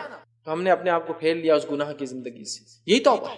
ہاں بس توبہ کا رسمی عمل رہ گیا، استغفر اللہ کہا اور گناہ شروع، یا گناہ کرتے کرتے استغفر اللہ استغفر اللہ۔ استغفار میں نے کہا نا، اس کا غلط معنی مت لیجیے، یہ گناہ کی دعوت نہیں ہے، ہونے والے گناہوں کی مٹانے کا طریقہ۔ یہ گناہوں کی دعوت نہیں، گناہ کرو پھر مٹاؤ، یہ جو گناہ ہوتے ہیں چونکہ یہ پارٹ آف ہیومن نیچر ہے، اس کو مٹانے کا طریقہ دیا جا رہا ہے۔ تو استغفار کی حقیقت کو آپ جان لیں، یہ صرف کلمات نہیں ہے جس کو ہم پڑھ لیں بس جیسے تیسے پڑھ لیں، یہ کوئی عمل نہیں ہے کہ گال پہ ہاتھ مار لیا تو ثابت نہیں گال پہ ہاتھ مارنا، یہ ہم نے بنا لیا عمل توبہ اور استغفار کا۔ اس کی حقیقت کو جانیں، اور اس کی حقیقت کیا ہے میں آپ کو بتاتا ہوں۔ توبہ اور استغفار جو ہے وہ ہے جو زبان کے ساتھ ساتھ دل سے بھی، زبان کے ساتھ ساتھ دل سے بھی اپنے گناہوں سے ہم پلٹے، رجوع کرے، معافی مانگے، اور توبہ اور استغفار کرنے والا اپنے گناہوں پر شرمندہ ہو اور گناہوں کو دوبارہ ارتکاب نہ کرنے کا پختہ عزم کرے، کیونکہ یہ تو توبۃ النصوحہ کا لازم ارکان اور جز ہے جس کا اللہ تعالیٰ نے حکم دیا ہے، جس پر گناہوں کے کفارے اور جنت کی نعمتوں کا وعدہ ہے۔ تو اگر ہم گناہوں کا کفارہ چاہتے ہیں، گناہ مٹانا چاہتے ہیں، تو خالص دل سے توبہ کرے، زبان پہ کلمات بھی ہو، دل سے نادم بھی ہو۔ اور نبی اکرم صلی اللہ علیہ وسلم فرمائے، ایک انسان ایک گناہ کرتا ہے، اللہ سے توبہ کرتا ہے، اللہ اسے معاف کرتا ہے، پھر گناہ کرتا ہے، پھر توبہ کرتا ہے، پھر اللہ اسے معاف کرتا ہے، پھر گناہ کرتا ہے، پھر توبہ کرتا ہے، پھر اللہ معاف کرتا ہے اور کہتا ہے فرشتوں گواہ رہنا، اس کو میں نے معاف کر دیا، اور اس کے پورے گناہ معاف کر دیا ساری زندگی کی باقی۔ جیسے اصحاب بدر کی طرف اللہ تعالیٰ نے دیکھا، نبی اکرم صلی اللہ علیہ وسلم فرماتے ہیں اصحاب بدر کی طرف اللہ نے دیکھا اور کہا چاہو جو کرنا ہے کرو، میں نے تم کو معاف۔ اصحاب بدر چونکہ انہوں نے اتنا بڑا کام کیا تھا اللہ کی راہ میں، اللہ نے انہیں معاف کر دیا ہے نا۔ اصحاب بدر میں سے ایک صحابی تھے جنہوں نے ایک بار، یہ ان کی غلطی تھی کہ مسلمانوں کی خبر کافروں کو پہلے پہنچا دی تھی، سزا نہیں دی گئی، کیوں کہ اللہ تعالیٰ نے اصحاب بدر کے دیکھا اور کہا چاہو جو کرنا ہے کرو، میں نے معاف کر دیے گئے، بخش دیے گئے تھے۔ سمجھ رہے ہیں بات؟ تو بخش دیے جانے کے لیے ضروری ہے توبۃ النصوحہ، سچی توبہ دل سے۔ تو اس شخص کا کیا جو حدیث میں آ رہا ہے اللہ نے اسے معاف کر دیا، توبہ کی بات یاد رکھیے، اس کا معنی یہ نہیں ہے کہ وہ ایک ہی گناہ کر رہا تھا۔ انسان ہونے کے ناطے ایک گناہ سے توبہ کے بعد کیا آپ سمجھتے دوسرا گناہ نہیں ہوگا؟ بالکل ہوگا۔ کل بنی آدم خطا وخیر الخطائین التوابون، آدم کی ہر اولاد خطا کار ہے، بہتر وہ ہے جو توبہ کر۔ دوسرا ہوگا، اس نے دوسرا گناہ کیا، پھر اب سے معافی مانگی، پھر اس سے تیسرا گناہ، پھر اس نے معافی مانگی، چونکہ وہ عادی تھا معافی مانگنے کا، اللہ نے اعلان کر دیا فرشتوں گواہ رہنا، اس کو معاف کر دیا ہمیشہ کے لیے، چونکہ یہ عاجز بندہ ہے، میرا تائب بندہ ہے، ایک گناہ ہوتا ہے معافی کرتا ہے، دوسرا گناہ ہوتا ہے معافی کرتا ہے، تیسرا گناہ ہوتا ہے۔ لیکن اگر ایک آدمی ایک ہی گناہ پر اڑا ہے، اس کا مطلب اس کی پہلی توبہ سچی نہیں ہے۔ اس لیے میں نے کہا خالص مخلص دل سے ہو کر، زبان سے کلمات ادا کر کے، دل میں نادم ہو کے، پکے عزم کے ساتھ، پھر اس گناہ کی طرف نہ پلٹنا، یہ توبہ ہے اور توبۃ النصوحہ کا ٹوٹ پاٹ ہے۔ اللہ تعالیٰ سنیے سورہ تحریم میں آیت نمبر 8 میں کیا فرماتا ہے، اور اللہ فرماتا ہے یا ایھا الذین آمنوا توبوا الی اللہ توبۃ نصوحا عسى ربکم ان یکفر عنکم سیئاتکم ویدخلکم جنات تجری من تحتها الانہار۔ اللہ فرماتا ہے ایمان والو، تم اللہ کے سامنے سچی خالص توبہ کرو، قریب ہے کہ تمہارا رب تمہیں ایسی جنتوں میں داخل کرے جن کے نیچے نہریں بہتی ہے۔ تو اسی لیے میں نے کہا توبۃ النصوحہ جس کے کرنے سے جنت میں چلے جاتے ہیں، جس کے نیچے نہریں ہیں، اس توبہ کا لازمی جز ہے کہ گناہ کرنے کے بعد واپس نہ پلٹائے، تو مغفرت کے وعدے ہیں۔ تو توبۃ النصوحہ، سچی توبہ کرے اے ایمان والو، تم اللہ سے سچی خالص توبہ کرو، قریب ہے تمہارا رب تمہیں ایسی جنتوں میں ڈال دیں جن کے نیچے نہریں بہ رہے۔ تو اللہ فرما رہا ہے ایسا ربک یکفر عنکم سیئات، اور تمہارے گناہوں کو اللہ معاف کر دے اور تمہیں ایسی جنتوں میں ڈال دے۔ ہم چاہتے ہیں ہمارے گناہ معاف ہو، توبۃ النصوحہ کیجیے، سچی توبہ کیجیے اپنے رب سے، یہ لازم ہے۔ امام قرطبی رحمہ اللہ تفسیر قرطبی فرماتے توبہ کے تعلق سے کہتے ہیں ہمارے علماء کا کہنا ہے مطلوبہ استغفار، جو اوپر توبۃ النصوحہ والی بات ہو رہی، مطلوبہ استغفار وہ ہے جو گناہ پر اصرار کی گرہ کھول دے۔ مطلب یہ وہ توبہ ہے جو گناہ پر اصرار کی گرہ کو کھول دے، مطلب ایک انسان بار بار وہی گناہ نہ کرے، اصرار نہ کرے، بلکہ گرہ کھل جائے، اب وہ گناہ کی طرف نہ جائے۔ تو بار بار جو ہے گناہ پر اصرار کی گرہ کھول دے اور اس کا معنی و مفہوم دل میں جو ہے ثبت کر دے، اور اس کا معنی اور مفہوم استغفار کا دل میں جما دے، سمجھ جائے انسان اس کا معنی کیا ہے۔ یہ استغفار محض زبان سے ادا کیا جانے والے چند کلمات نہیں ہیں، استغفار خالی زبان سے ادا کیے جانے والے چند کلمات نہیں ہیں۔ جس نے زبان سے استغفار کیا مگر اس کے دل گناہ پر اڑا ہوا ہے، اس کا یہ استغفار بھی توبہ اور استغفار کا محتاج ہے۔ وہ کہہ رہے توبہ استغفار صرف کلمات نہیں ہیں، بلکہ کلمات کے ساتھ دل میں جم جانا ہے کہ مجھ سے غلطی ہوئی، توبہ کرنا ہے، نادم ہونا ہے، پھر نہیں پلٹنا ہے۔ جو آدمی ایسا نہیں کرتا، توبہ کرتا پھر وہی گناہ کرتا ہے، امام قرطبی کہہ رہے ہیں کہ اسے خود جو ہے توبہ کی ضرورت اور استغفار، اس توبہ کو خود توبہ اور استغفار کی ضرورت۔ دوسرا قول جو آتا ہے جامع العلوم والحکم کے اندر آتا ہے، وہ قول یہ ہے، اور بعض علماء کا کہنا یہ تھا کہ جس کے استغفار کا ثمرہ اس کی توبہ کی جو تصحیح نہ ہو، مطلب جس کے استغفار کا نتیجہ اس کے توبہ سے ثابت نہ ہو، توبہ مطلب پلٹنا، رجوع کرنا، جس کے استغفار کے رزلٹ یہ نہ ہو کہ وہ اس عمل کو چھوڑ کر پلٹ جائے، تو وہ کہتے تصحیح نہ ہو، وہ جھوٹا ہے۔ تو ایسا آدمی جھوٹا ہے، مطلب بول رہا ہے استغفار استغفار لیکن اس راستے سے نہیں پلٹا، جیسا کہ آدمی سود کھا رہا ہے، استغفر اللہ، اور سود کھا رہا ہے، تو وہ کہہ رہے ہیں جو آدمی استغفار کرے لیکن اپنا راستہ نہ چینج کرے، توبہ نہ کرے، رجوع نہ کرے، تو وہ کہہ رہے ہیں وہ جھوٹا ہے۔ کسی گناہ کا ارتکاب کرتے جانا اور اس سے توبہ بھی کرتے رہنا ایسا ہی ہے جیسا کوئی اپنے پروردگار سے مذاق کر رہا ہو۔ حدیث میں جو ہے نا گناہ کیا پھر گناہ کیا، وہ الگ الگ گناہ کر رہا تھا انسان ہونے کے ناطے، لیکن جو آدمی گناہ کرتا ہے پھر وہی توبہ، پھر گناہ، پھر وہی گناہ، پھر توبہ، پھر وہی گناہ، وہ کہہ رہی ہے اللہ سے مذاق کرتا ہے ایسا آدمی۔ اس نے توبہ کو مذاق بنا دیا، تو توبہ کو سچی دل سے خالص ہو کر اپنے گناہوں پر نادم ہو کر اور کبھی نہ دوہرا کے ہمیں کرنا ہے۔ یہی توبہ کی کنڈیشن ہے، سب سے پہلے دل میں نادم ہوں، اپنے گناہوں سے توبہ کرے، استغفار کرے، رجوع کرے۔ تیسرا اس کام کو دوبارہ نہ دہرائے، اور بندوں کا معاملہ ہو تو اس چیز کو لوٹا دے۔ یہ اس کی کنڈیشن اور شرائط ہے، یاد رکھیں توبہ اور استغفار کے۔ اس چیز کو ہمیں جو ہے سمجھنے کی جو ہے بہت زیادہ ضرورت ہے۔ اسی طرح جو ہے توبہ اور استغفار یاد رکھیے، یہ جو ہے بڑی اہم چیز ہے۔ اللہ رب العزت توبہ کے تعلق سے دیکھیے کیا فرماتا ہے کہ جو ہے یہ باعث عبرت اور نصیحت ایک چیز ہے، یاد رکھیے توبہ اور استغفار، کہ اب اگر ہم شریعت پہ عمل کریں گے اور ہم سے گناہ سرزد ہوں گے، ہم افراد ہیں، ہم قومیں ہیں، ہم سے گناہ ہوں گے، اگر ہم اپنے رب سے معافی مانگیں گے تو انشاءاللہ عزیز ہم اپنے گناہ کی معافی مانگیں گے تو اللہ ان گناہوں کو معاف بھی کرے گا اور ہمیں اعلیٰ سے اعلیٰ جنت میں مقام دے گا۔ اللہ تعالیٰ سنیے قرآن میں سورہ زمر سورہ نمبر 39 آیت نمبر جو ہے 53 اور 54 میں 53 اور 54 میں فرماتا ہے، قل یا عبادی الذی اسرفوا علی انفسہم لا تقنطوا من رحمت اللہ ان اللہ یغفر الذنوب جميعا انہ هو الغفور الرحیم وانیبوا الی ربکم واسلموا له من قبل ان یأتیکم العذاب ثم لا تنصرون۔ اللہ فرماتا ہے، کیا کہتا ہے سنیے، اے نبی کہہ دیجئے قل یا عبادی الذی اسرفوا علی انفسہم، کہہ دیجئے کہ اللہ کہتا ہے اے میرے بندو جنہوں نے اپنی جانوں پر زیادتی کی ہے، تم اللہ کی رحمت سے ہرگز نا امید نہ ہو جانا، بالیقین اللہ تعالیٰ سارے گناہوں کو بخش دیتا ہے، واقعی وہ بڑا بخشنے والا اور رحم کرنے والا ہے۔ سچی توبہ کریں گے تو انسان اللہ سے مایوس کبھی نہ ہو، اللہ انشاءاللہ عزیز سچی توبہ کرنے والے گناہوں کو معاف کرتا ہے۔ تم سب اپنے رب کی طرف جھک جاؤ اور اس کے حکم برداری کیے جاؤ اس سے قبل کہ تمہارے پاس عذاب آ جائے اور پھر تمہاری مدد نہ کی جائے۔ توبہ کے بعد کیا کہا؟ جو ہے بخشش دیتا ہے، واقعی وہ بڑی بخشنے اور رحم کرنے والا ہے۔ تم سب اپنے رب کی طرف جھک جاؤ اور اس کے حکم کی فرمانبرداری کرو۔ توبہ کے بعد زندگی کو چینج کر لو، اللہ کے سامنے جھک جاؤ، اس کے احکامات کی فرمانبرداری کرو تو فائدہ یہ ہوگا، رک جاؤ اس سے قبل کہ تمہارے پاس عذاب آ جائے اور تمہاری پھر مدد نہ کی جائے۔ تو یہاں اس آیت میں کہا گیا کہ اے اللہ کی بندو، اللہ کی جو ہے رحمت سے مایوس نہ، کبھی مایوس نہ۔ اللہ تعالیٰ یغفر الذنوب جميعا، تمام گناہوں کو معاف کرنے پہ قادر ہے، بنا کسی کی پرواہ کیے ہوئے۔ کوئی پوچھ نہیں سکتا اللہ اسے کیوں معاف کر دیا، میرے کیوں نہیں، بنا کسی کی پرواہ۔ ٹھیک ہے، تو ہم اپنے گناہ کی معافی مانگی۔ آئیے اب چند باتیں صرف استغفار کے تعلق سے، اس کی کلمات کے تعلق سے آپ کے سامنے رکھوں گا۔ استغفار کے اندر کون کون سے استغفار ہے جو نبی اکرم صلی اللہ علیہ وسلم ثابت ہے؟ تو سب سے چھوٹا استغفار تو استغفر اللہ استغفر اللہ استغفر اللہ من کل ذنب واتوب الیہ، استغفر اللہ آپ اتنا بھی کہہ دے تو کافی ہے۔ نبی اکرم صلی اللہ علیہ وسلم ہر نماز کے بعد جب اگر آپ امام ہوتے تو پلٹتے، اور پلٹنے کے بعد ایک مرتبہ اللہ اکبر، 3 مرتبہ استغفر اللہ استغفر، تو اتنا پڑھنا بھی انشاءاللہ العزیز کافی ہے۔ لیکن اس سے ہٹ کر بھی آپ پڑھ سکتے ہیں، جیسے صحیح بخاری کی روایت ہے، اور شداد بن اوس رضی اللہ عنہ اس کے راوی فرماتے ہیں نبی اکرم صلی اللہ علیہ وسلم نے ایک استغفار پڑھا اور اس کو سید الاستغفار کہا، استغفار کا سردار، لیڈر، معافی مانگنے کے لیے۔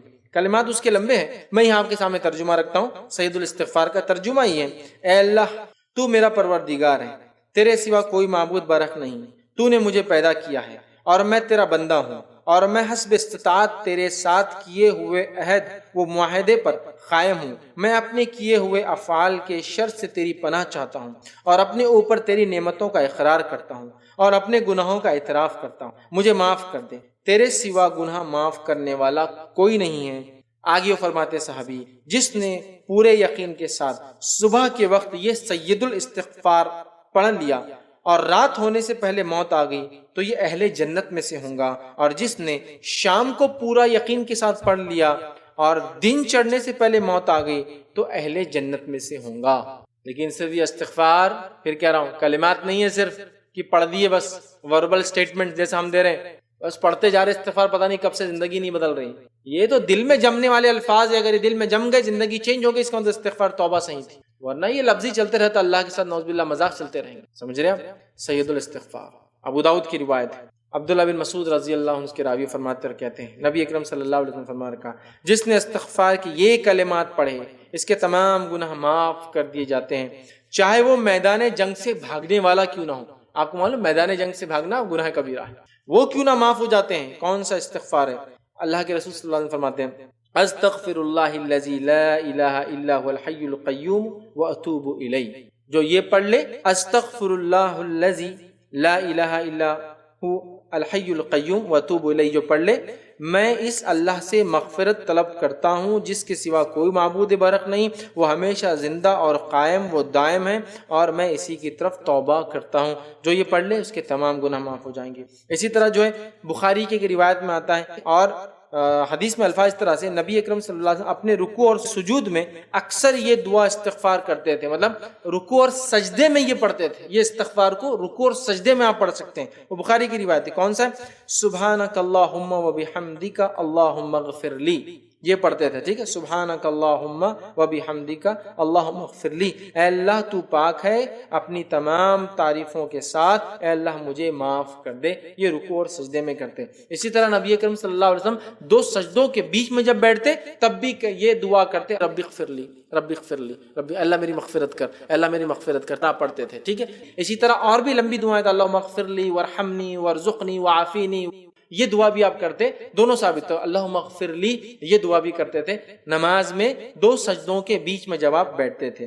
اسی طرح ایک روایت کے اندر آتا ہے، صحیح مسلم کی حدیث ہے، نبی اکرم صلی اللہ علیہ وسلم جو ہے سلام پھیرنے سے قبل یہ استغفار نماز میں پڑھتے تھے۔ سلام پھیرنے سے قبل مطلب التحیات وغیرہ پڑھنے کے بعد سلام پھیرنے سے پہلے یہ استغفار نماز میں پڑھا کرتے تھے، کیا ہے؟ اللہم اغفر لی ما قدمت وما اخرت وما اسررت وما اعلنت وما اسرفت وما انت اعلم به منی انت المقدم وانت المؤخر لا الہ الا انت، اے اللہ میرے پہلے پچھلے پوشیدہ ظاہر تمام گناہ بخش دے، میری زیادتیاں مجھے معاف کر دے، جنہیں تو مجھ سے زیادہ بہتر طریقے سے جانتا ہے، تو ہی مقدم ہے، تو ہی مؤخر ہے، تو ہی اول ہے، تو ہی آخر ہے، تیرے سوا کوئی معبود برحق نہیں۔ یہ استغفار یاد رکھیے نماز کے اندر نبی اکرم صلی اللہ علیہ وسلم کرتے تھے، تو یہ سلام سے پہلے قاعدے میں رکوع اور سجود میں کرتے تھے، وہ پتہ چل گیا، دونوں سجدوں کے بیچ میں کرتے تھے، وہ پتہ چل گیا، سید استغفار کرتے تھے، وہ پتہ چل گیا۔ اسی طرح وہ استغفار کی جنگ سے کوئی انسان بھاگ بھی جائے کر لے تو انشاءاللہ عزیز اللہ معاف کر دیں گے، وہ بھی ہم نے دیکھ لیا۔ تو توبہ اور استغفار بڑی اہم چیز یاد رکھیے، توبہ اور استغفار صرف کلمات نہیں ہے جن کو ادا کر کے ہم خوش ہو جائے، یہ کلمات کے ساتھ دل کی دنیا کی تبدیلی کا نام ہے، ہمارا انٹرنل لائف چینج ہو جائے، دل سے ہم اپنے آپ کو بدل لیں۔ انشاءاللہ عزیز توبہ اور استغفار ہمارے لیے ایک بہت بڑا ذریعہ ہے اپنے گناہوں کو معاف کرنے کا، یہ واحد ذریعہ ہے جنت میں جانے کا، اپنے گناہوں کی معافی کا، یہ وہ ذریعہ ہے جس سے افراد اور قومیں دنیا کی ہلاکت، مصیبت، پریشانی اور غم سے بچ سکتی ہے، یہ وہ ذریعہ ہے جس کے کرنے سے رزق میں اضافہ، اولاد میں اضافہ، بارش میں اضافہ، جنتوں مطلب باغات کے اندر اضافہ، اور دنیا کی کئی فائدے ہم اٹھا سکتے ہیں۔ اس کو چھوڑنے کا نتیجہ بہت زیادہ نقصان دہ ہو سکتا ہے۔ نبی اکرم صلی اللہ علیہ وسلم کو اللہ نے حکم دیا اس کے کرنے کا۔ نیک لوگوں کی صفت اور عادت تھی کہ وہ استغفار و کثرت سے کرتے تھے۔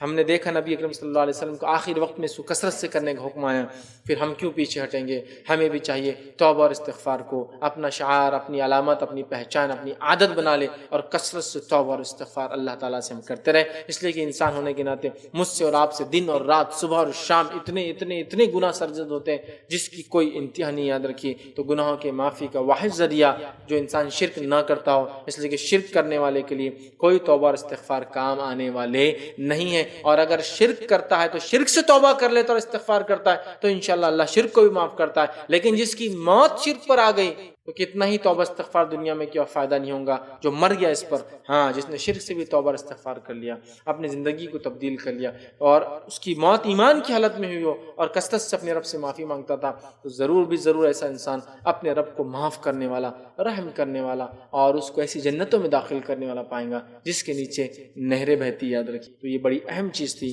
کہ ہم توبہ اور استغفار، اس کے فضائل، اس کی اہمیت کو جانیں، اس کے فضائل کو جانیں، اور اس کی حقیقت کو جانیں، اس کی ریالٹی کیا ہے۔ نہیں تو پتہ چلا وہی زندگی ہے، استغفر اللہ بولے اور گناہ کی طرف دیکھنا شروع، کیوں تو بولے استغفار پڑھ رہا ہوں نا، نہیں، بلکہ زندگی چینج ہو جائے، تبدیل ہو جائے، اور جو گناہ ہوتے ہیں اس سے معافی کا یہ استغفار ذریعہ ہے۔ یہ دعوت گناہ نہیں ہے، بلکہ گناہ انسانی فطرت کا حصہ ہے، ہو جاتے ہیں، خطا انسانی فطرت کا حصہ ہے، ہو جاتے ہیں، ابن آدم بھول جاتا ہے، ہو جاتا ہے، وہ معافی کا ذریعہ استغفار۔ لہٰذا جو گناہ ہم سے ہوتے ہیں کثرت سے ہم کریں۔ نبی اکرم صلی اللہ علیہ وسلم ہمارے لیے نمونہ ہے، آپ گناہ نہیں کرتے تھے پھر بھی 70-100 مرتبہ توبہ اور استغفار کرتے تھے، ہم بھی اس کو معمول بنانے۔ علماء لکھتے ہیں کہ اگر کوئی انسان 100 مرتبہ والی اس روایت کو لے لے اور ہر نماز کے بعد 20 مرتبہ کرے تو 100 مرتبہ دن میں ہو جاتا ہے، چونکہ حدیث میں نبی اکرم صلی اللہ علیہ وسلم ایک ساتھ کرتے تھے، ایک ساتھ نہیں ہو رہا لیکن 100 مرتبہ بھی تو کرتے دن بھر میں، تو ہر نماز کا 20 مرتبہ تو کرے، 3 مرتبہ تو خود رسول اللہ صلی اللہ علیہ وسلم کرتے تھے، اللہ اکبر، استغفر اللہ استغفر اللہ استغفر اللہ، اللہم انت السلام ومنک السلام، پھر دعائیں پڑھتے تھے نا۔ تو لہٰذا اس کو ہم اپنا عادت اور معمول بنا لے، تاکہ انشاءاللہ عزیز ہم اپنے گناہوں کی اپنے رب سے معافی کروا لے، اور جب ہم اپنے رب سے ملے تو ہمارا رب ہمیں معاف کر کے ہمیں جس چیز کا اس نے ہم سے اپنی کتاب میں وعدہ کیا ان جنتوں کے اندر ہمارا جو داخلہ کرے۔ اسی پر میں اپنی بات کو ختم کروں گا۔ اللہ رب العزت سے آخر میں دعا ہے کہ اللہ سبحانہ تعالیٰ ہم تمام کو سچے دل سے توبہ کرنے کی توفیق عطا فرما۔ اللہ سبحانہ تعالیٰ ہماری کی گئی توبہ کو جو قبول کر، اور ہمیں جو ہے گناہوں سے ہماری جو حفاظت کر، جب تک اللہ ہمیں زندہ رکھ، ایمان اور اسلام پر زندہ رکھ، خاتمہ ایمان پر ہو۔ وآخر دعوانا ان الحمد للہ رب العالمین، سبحان ربک رب العزت عما یصفون وسلام علی المرسلین والحمد للہ رب العالمین۔ بسم اللہ الرحمن الرحیم، الحمد للہ رب العالمین، والصلاة والسلام علی خاتم النبیین والمرسلین، رب اشرح لی صدری ویسر لی امری واحلل عقدۃ من لسانی یفقہوا قولی۔ اس نے ایک سوال کیا، کوئی انسان زندگی میں بہت گناہ کرتا ہے، جیسے سود کھانا، غلط طرح سے پیسہ کمانا، اس کے لیے مغفرت کی دعا کر سکتے ہیں؟ دیکھیے سب سے پہلی چیز، اگر وہ انتقال کر گئے ہیں، جیسے دیکھ رہا مغفرت کی دعا، اگر کوئی ایسا شخص جو زندگی میں گناہ کرتا تھا اگر انتقال کر گیا ہے تو ہمارا مغفرت کی دعا اس کو تبھی فائدہ پہنچا پائیں گی جب وہ توحید پر تھا اور اپنے گناہوں پر نادم ہوا تھا، ٹھیک ہے؟ اس لیے کہ اگر کوئی انسان توحید پر نہ مرا تو ہمارا کتنا بھی استغفار اس کو فائدہ نہیں دیں گا۔ اور یہ بات نبی اکرم صلی اللہ علیہ وسلم اور صحابہ کے عمل سے ثابت ہے کہ مومن کے لیے استغفار کر سکتا ہے، چاہے زندہ ہو یا مردہ ہو، جیسے اللہ ان کے گناہوں کو معاف کرے انسان بول سکتا ہے، اس میں کوئی حرج نہیں، لیکن وہ شخص توحید پر مرا ہو، ٹھیک ہے؟ اور جہاں تک معاملہ سود کھانے کا ہے، پیسے لیا تھا، تو حقوق العباد شامل ہے، اور حقوق العباد کے لیے ضروری ہے اس توبہ کے لیے سب سے پہلے دل میں نادم ہو انسان، دوسرا وہ اس عمل سے توبہ کرے، استغفار کرے اس عمل کے لیے، تیسرا اس کام کو دوبارہ نہ کرے، اور چونکہ بندوں کا حق تھا اسے لوٹا دے۔ تو اگر وہ جا چکا ہے، مر چکا ہے، تو اب اس کے وارثوں کا کام ہے کہ وہ چیز لوٹا دے لوگوں کو، جیسا کہ جن کا پیسہ کھا لیا تھا غلط طریقے سے ان کو لوٹا دے، سود کھایا تھا تو اب وہ سود کو چھوڑ دے اور جو اس نے کمایا تھا اور کھایا تھا اس کو صدقہ کر دے. صدقہ مطلب نہیں بولیں گے، کسی کو دے دے اس لیے کہ اس کا ثواب بھی نہیں ملے گا، سود کے پیسوں کا اجر نہیں. ٹھیک، تو وہ اس کو جہاں جو اس کے مستحق ہیں ان تک پہنچا دے. اگر وہ ایسا کرتے ہیں اور اگر وہ توحید پر مرا تھا وہ انسان جو یہ کرتا تھا، تو امید ہے آپ لوگوں کے اس چینج کرنے سے، تبدیلی لانے سے، اس کے بدلے میں اس کا خرچ چکانے سے، جن کا پیسہ غلط طریقے سے کھایا تھا، سود لیا تھا تو اس سود کے کاروبار کو بند کر کے اور وہ پیسہ جو ہے سود کا جہاں دینا چاہیے وہاں لگا دینے سے انشاءاللہ عزیز اس کی مغفرت کے چانسز ہے. لیکن کب؟ جب وہ توحید پر مرا تھا. اگر اس کا انتقال شرک پر ہوا تھا تو پھر یاد رکھیے اس میں کوئی گنجائش چانسز نہیں ہے ایسے آدمی کی کہ موت کے بعد اس کی مغفرت ہو پائے. اگر توحید پرست تھا، گناہ ہوئے تھے، تو ہم اس کے لیے استغفار کر سکتے ہیں، اور آپ کو استغفار میں چونکہ بندوں کا حق تھا یہ حق لوٹانے کی پوری کوشش کرنا ہوں گی. انشاءاللہ عزیز امید ہے کہ اللہ تعالیٰ ان کی گناہ معاف کرے اور ان کی. السلام علیکم.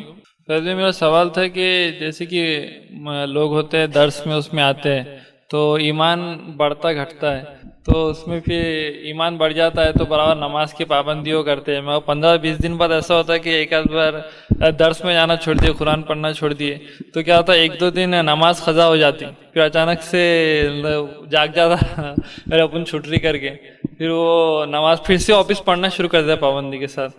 ایسا 15-20 دن میں، مہینے میں تو ایک آدھ دن قضا ہو جاتی 2 دن میں، تو کیا یہ اس کی توبہ قبول ہوں گی؟ استغفار یعنی بھائی نے ایک سوال کیا کہ ایک انسان ہے جو کہیں جاتا ہے دینی درسگاہ پہ درس سنتا ہے تو اس کا جو جذبہ بڑھ جاتا ہے، 10-15 دن نماز برابر پڑھتا ہے، پھر وہی کمزوری آ جاتی ہے، نماز قضا ہوتی ہے، پھر اس کو جذبہ آتا ہے، پھر وہ سنتا ہے، پھر اپنے آپ کو تبدیل کرتا ہے، تو کیا ایسے آدمی کی توبہ قبول ہوں گی استغفار؟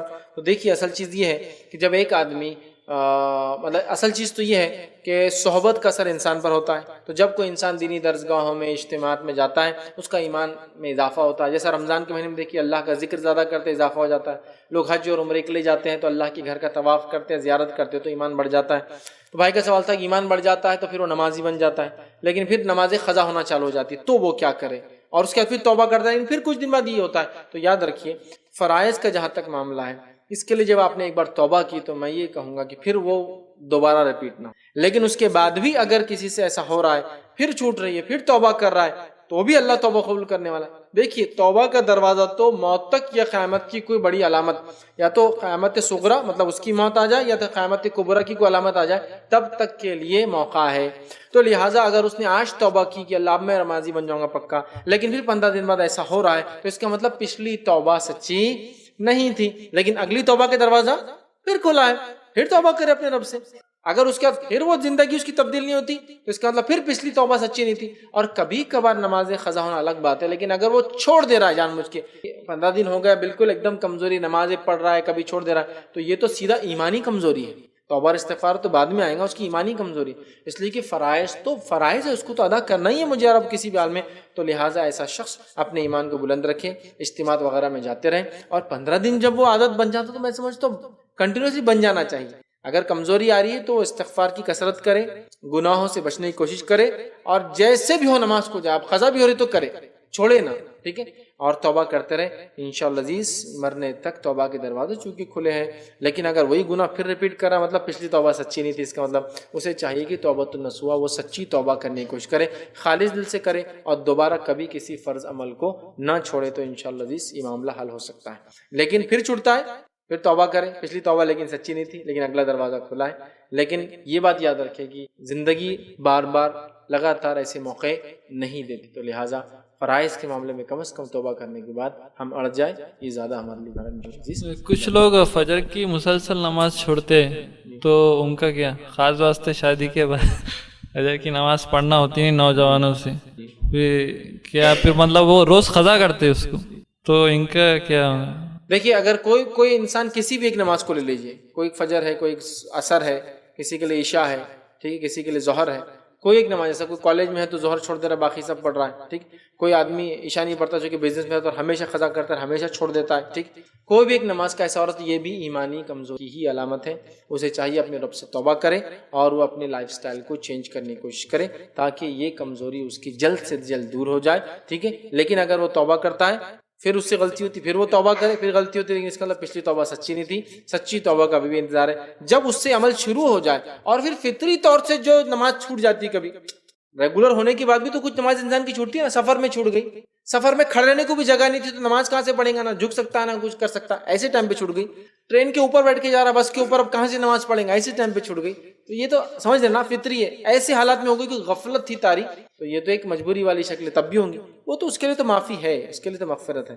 लेकिन मुसस्सिल को ये कर रहा है, जो मैं आप जो कह रहे हैं मुसस्सिल, कि तो एक आदमी 5 वक्त का पाबंद नमाजी भी हो तो उसकी नमाजें छूटती है, बहुत सारी खज़ा हो जाती है, गफलत से, नींद से, सफ़र से, मजबूरी से, बीमारी से, बेहोशी से, उसकी भी होती है। ये तो कॉमन चीज़ें हैं, इसमें कोई ऐसा अबनॉर्मल नहीं। लेकिन वो आदमी जो आप बोल रहे हैं 15 दिन पढ़ता है, नशा चढ़ता है, 15 दिन का समझे एक जोर, फिर 15 दिन बाद बिल्कुल नमाज गायब, फिर खज़ा होगा, फिर किसी ने बोला ऐसा, वो आदमी को चाहिए कि वो तौबा करके अपनी लाइफ को चेंज करे, और जब एक बार नमाज शुरू करे तो फिर उसका दोबारा मामला ना हो। फिर ये फितरी तौर से जो होता है ये तो एक अलग बात है, अल्लाह ताला इंशाअल्लाह इस मामले हमको माफ़ करेगा और हमारी तौबा को। किसी ने एक सवाल किया कि क्या 2 नमाजों को एक वक्त में अजान से पहले पढ़ सकते हैं, जैसे ज़ोहर की अजान के बाद नमाज ज़ोहर अदा करने के बाद ही जाना हो तो असर की भी नमाज पढ़ लेना जायज़ है क्या? देखिए, 2 नमाजों को बिना शरई उज़्र के मिलाना ये गुनाह कबीरा है।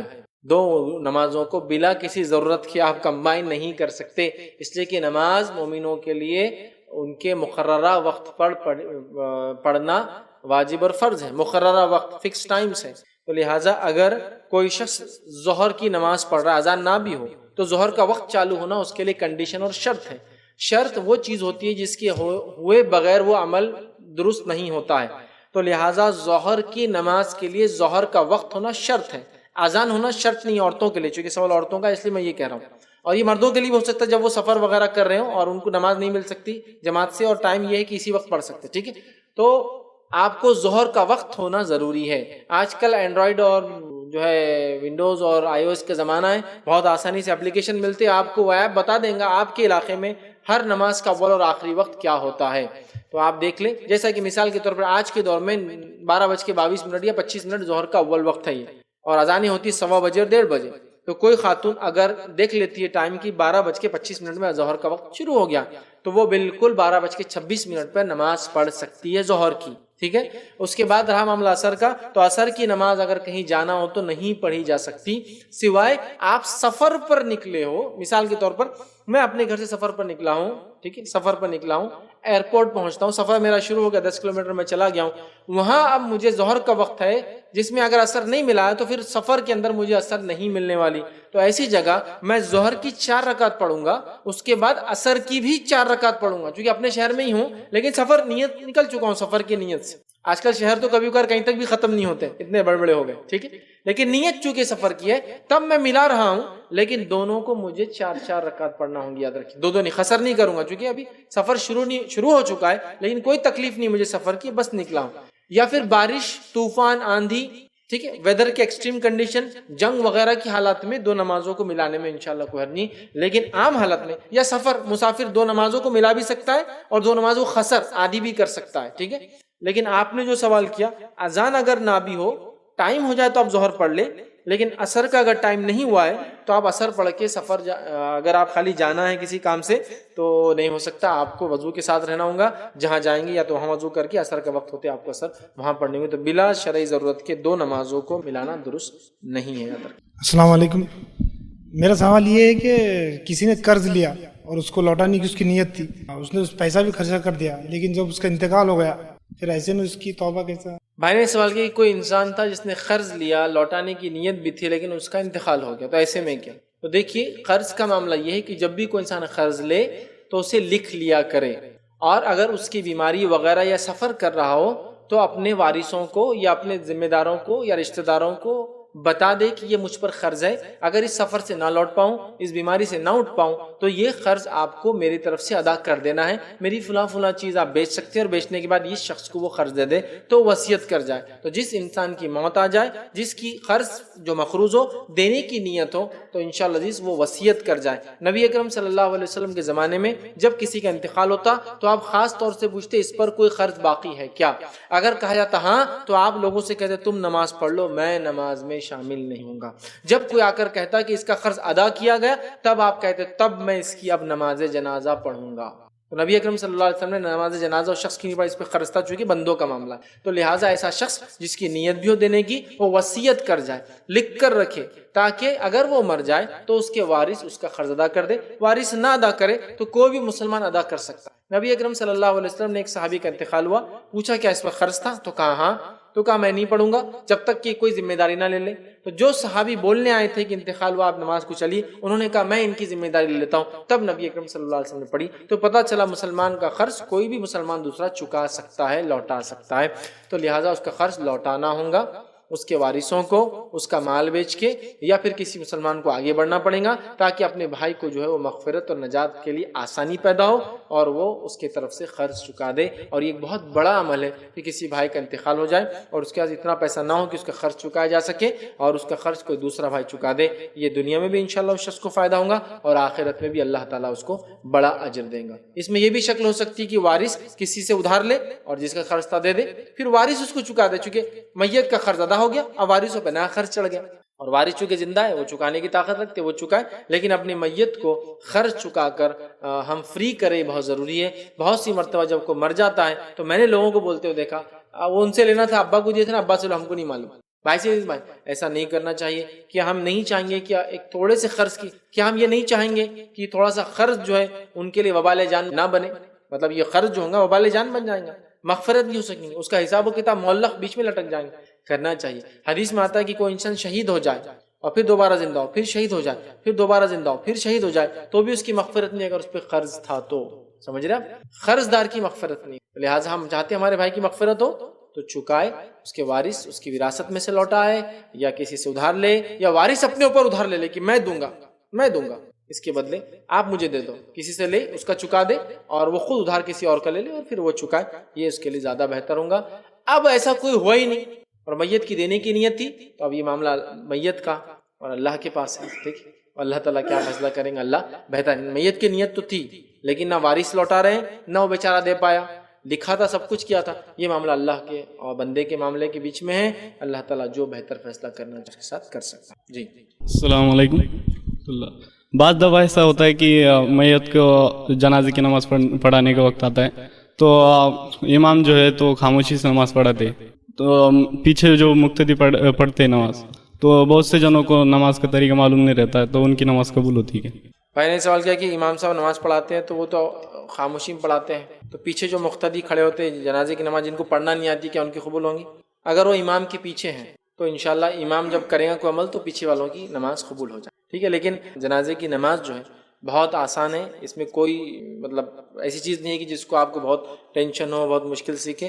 4 تکبیرات اس کے اندر ہوتی ہے، پہلی تکبیر ہوتی ہے، پہلی تکبیر کے بعد ثنا وغیرہ آپ کو نہیں پڑھنا ہے، پہلی تکبیر ہوئی آپ نے ہاتھ باندھ لیا، اس کے بعد آپ کو پڑھنا ہے سورہ فاتحہ اور ایک ضمی سورہ ملانا ہے، دوسری تکبیر ہوگی اس کے بعد آپ کو درود پڑھنا ہے، درود ابراہیم پورا، تیسری تکبیر ہوگی آپ کو میت کے لیے دعا پڑھنا ہے، ٹھیک ہے۔ آپ کو اگر کچھ نہیں آتا ہو، کچھ بھی نہیں آتا ہو، بالکل ہی کورے ہو، تو اگر کوئی مرد ہو اللہم اغفر لہ ورحمہ 3 بار پڑھ لیجئے کافی ہے، اور اگر عورت ہے تو اللہم اغفر لہا ورحمہا 3 بار پڑھ دیجئے انشاءاللہ، یہ بھی کافی ہے۔ لیکن آپ کو پڑھنا تو اللہم اغفر لحینا ومیتنا وشاہدنا وغائبنا وصغیرنا وکبیرنا وذکرنا وانثانا، آپ یہ دعا بھی بہرحال پوری بہت چھوٹی ہے بھی، یہ پڑھ لے، یہ دعا ہو گئی، اس کے بعد اللہ اکبر کہیں گے، السلام علیکم ورحمۃ اللہ، یا تو ایک سلام سے ختم کیجیے یا پھر السلام علیکم ورحمۃ اللہ، السلام علیکم، 2 سلام سے ہو گیا، اتنا ہی آسان ہے۔ 4 تکبیرات ہیں، پہلی تکبیر کے بعد سورہ فاتحہ اور ضمی سورہ، دوسری تکبیر کے بعد درود ابراہیم، تیسری تکبیر کے بعد میت کے لیے دعا، چوتھی تکبیر کے بعد سلام، اتنا ہی ہے یہ۔ اگر کسی کو نہیں بھی آتا ہے امام کے اگر پیچھے انشاءاللہ تو اس کی نماز۔ کسی نے ایک سوال کیا، کیا وسیلے سے دعا مانگنا جائز ہے؟ نہیں تو کسی کی اصلاح کس طرح کرے؟ جزاک اللہ۔ دیکھیے وسیلے کے تعلق سے میرا ایک پورا لیکچر ہے، وسیلے کا بیان، شفاعت اور وسیلہ اور شفاعت کا بیان، آپ تفصیلات دیکھنا ہے تو اس کو دیکھ لیں، لیکن عام الفاظ میں کہوں گا وسیلے سے دعا مانگی جا سکتی ہے، جائز ہے، ٹھیک ہے، وسیلے سے دعا مانگی جا سکتی ہے، جائز ہے، لیکن اس سے کچھ کنڈیشنز ہیں۔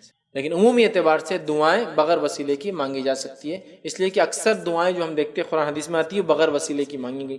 پتہ چلا وسیلے سے بھی دعا مانگی جا سکتی ہے، لیکن انڈیا میں ہمارے پاس مسئلہ یہ وسیلے سے ہی دعا مانگی جاتی ہے، وہ سمجھتے ہیں اس کے بغیر دعا ہی نہیں ہے۔ تو وسیلے سے بھی دعا مانگی جا سکتی ہے، لیکن وسیلے سے ہی ہم سمجھتے ہیں، اس کو کلیئر کر رہا ہوں، دعا بغیر وسیلے کے بھی 100% زندگی بھر بھی مانگی جا سکتی ہے، اس میں کوئی حرج نہیں، لیکن وسیلے سے بھی مانگی جا سکتی ہے، بٹ اٹ از کنڈیشنل، اس کے لیے بہت سارے شرائط ہے۔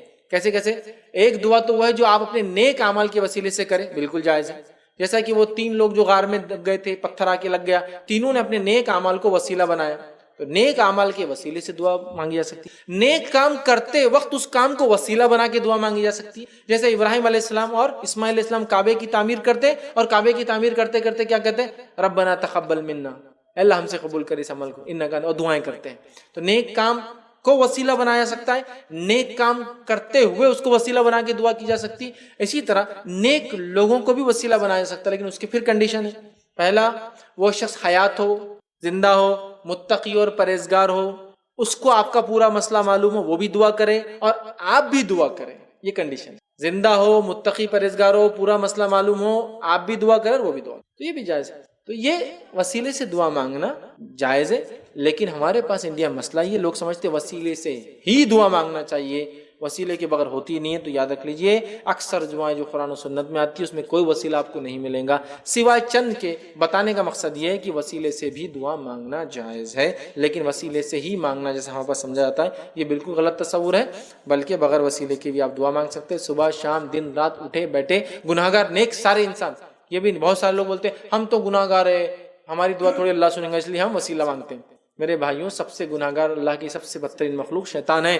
قرآن میں آپ پڑھیے، اس نے بھی اللہ سے سیدھی دعا مانگی، اللہ نے سنی، یہ نہیں کہا کہ تو شیطان ہے، مردود ہے، چل بھاگ یہاں سے، تیری دعا تھوڑی سنوں گا۔ دعا مانگی نا، اے اللہ مجھے موقع دیا جائے ان کے دوبارہ اٹھنے تک، کہا جا تجھے موقع دیا گیا دوبارہ اٹھنے۔ یہاں کہا اللہ نے تو اتنا گناہگار ہے، جا کم از کم آدم کے وسیلے سے آ میرے پاس، چل، کچھ بھی نہیں کہا۔ جب شیطان کی اللہ سن سکتا تو میری آپ کی وسیلے سے بھی دعا مانگنا جائز ہے، لیکن وسیلے سے ہی مانگنا یہ سمجھنا بالکل غلط ہے۔ اور وسیلے میں نے کنڈیشن بتا دی، نیک اعمال کو وسیلہ بنائیے، نیکی کرتے ہو وسیلہ بنائیے، اور اگر کسی انسان کا وسیلہ رہتے ہو تو زندہ ہو، متقی پرہیزگار ہو، اس کو بھی مسئلہ معلوم ہے، آپ بھی دعا کریں اور وہ بھی دعا کرے، تو انشاءاللہ ایسے وسیلے لینے میں انشاءاللہ کوئی حرج نہیں۔ اگر کوئی بولے نہیں ہم جو کر رہے وہ مردہ کا وسیلہ لے رہے یا کسی کا، یہ غلط ہے، ثابت کرو، تو دیکھیے دعا عبادت ہے، عبادت کا طریقہ شریعت سے ثابت ہونا ضروری ہے، تو ان کا کام ہے وہ ثابت کرے کہ اللہ کے رسول صلی اللہ علیہ وسلم صحابہ نے کہاں کسی مردے کی یا کسی کے ایسے وسیلہ لیا جیسا وہ لے رہے ہیں، سمجھ رہا؟ کچھ لوگ بولتے نہیں ہم تو ایسے ہی کریں گے، ہم کا غلط، تو ان سے پوچھئے دعا عبادت ہے اور عبادت کا طریقہ ہم کو شریعت بتاتی ہے، اس طریقے میں ایسا طریقہ ہو تو آپ بتائیے، بولنا آپ یہ عمل کیوں، سمجھ رہا؟ آپ بتائیے آپ یہ عمل کیوں کرتے ہیں، وہ ثابت کریں ان کا عمل، ہم ان کا رد نہیں کریں گے، بلکہ وہ بتائیں گے کہ یہ کہاں سے ثابت ہے جو عمل وہ کر رہے ہیں، نیک لوگوں سے، مردہ لوگوں سے وہ مانگ رہے جو کہ ہے ہی نہیں، یا ایسے نیک سے جو زندہ بھی ہے لیکن اس کو معلوم ہی نہیں آپ کا مسئلہ کا، یہیں سے چلا رہے اس کے نام سے، سمجھ رہا؟ تو وہ ثابت کرے ایسا وسیلہ کس صحابی نے لیا اور کب لیا یا تابعین نے، تو ہم بھی بہرحال عمل کریں گے، تو ان کا کام ہے ثابت کرنا، آپ کا کام نہیں اس کا رد کرنا۔ کسی نے ایک سوال کیا کہ مسلمان اور مومن میں کیا فرق ہے، بتائیے۔ تو دیکھیے مسلمان اور مومن کے اندر جو فرق ہے وہ یہ ہے، جس کو ایسا ایک عام زبان میں سمجھاؤں گا، اگر پیرامڈ جیسا بنایا جائے، پیرامڈ سمجھتا نا، پیرامڈ اوپر نوک ہوتی ہے نیچے بڑا ہوتا ہے، تو سب سے بنیادی جو درجہ ہوتا ہے ایک ایمان والے کا وہ مسلمون ہوتا ہے، وہ مسلمان، مسلمون۔ اس سے اوپر کا درجہ جو ہوتا ہے وہ مومنون، جو کہ تعداد میں بھی کم ہوتے ہیں۔ اس سے اوپر کا درجہ ہوتا ہے متقون، جو کہ تعداد میں اور کم ہوتے ہیں، متقی لوگ۔ اس سے اوپر کا درجہ ہوتا ہے محسنون، جو ٹاپ موسٹ ہے، پیک ہے، اور تعداد میں بھی کم ہوتے ہیں، ہے نا، محسنون، جیسا کہ انبیاء جو ہوتے ہیں احسان کرنے والے لوگ ہوتے ہیں۔ احسان مطلب یہ بدلے کو بدلہ نہیں لیتے ہیں، بدلے کو معافی سے بدل دیتے ہیں، یہ ہوتا ہے محسن، ٹھیک ہے۔ محسن مطلب کیا ہوا، آپ نے میرے چچا کو قتل کیا لیکن جب مجھے موقع ملا آپ کو قتل کرنے کا میں نے آپ کو معاف کر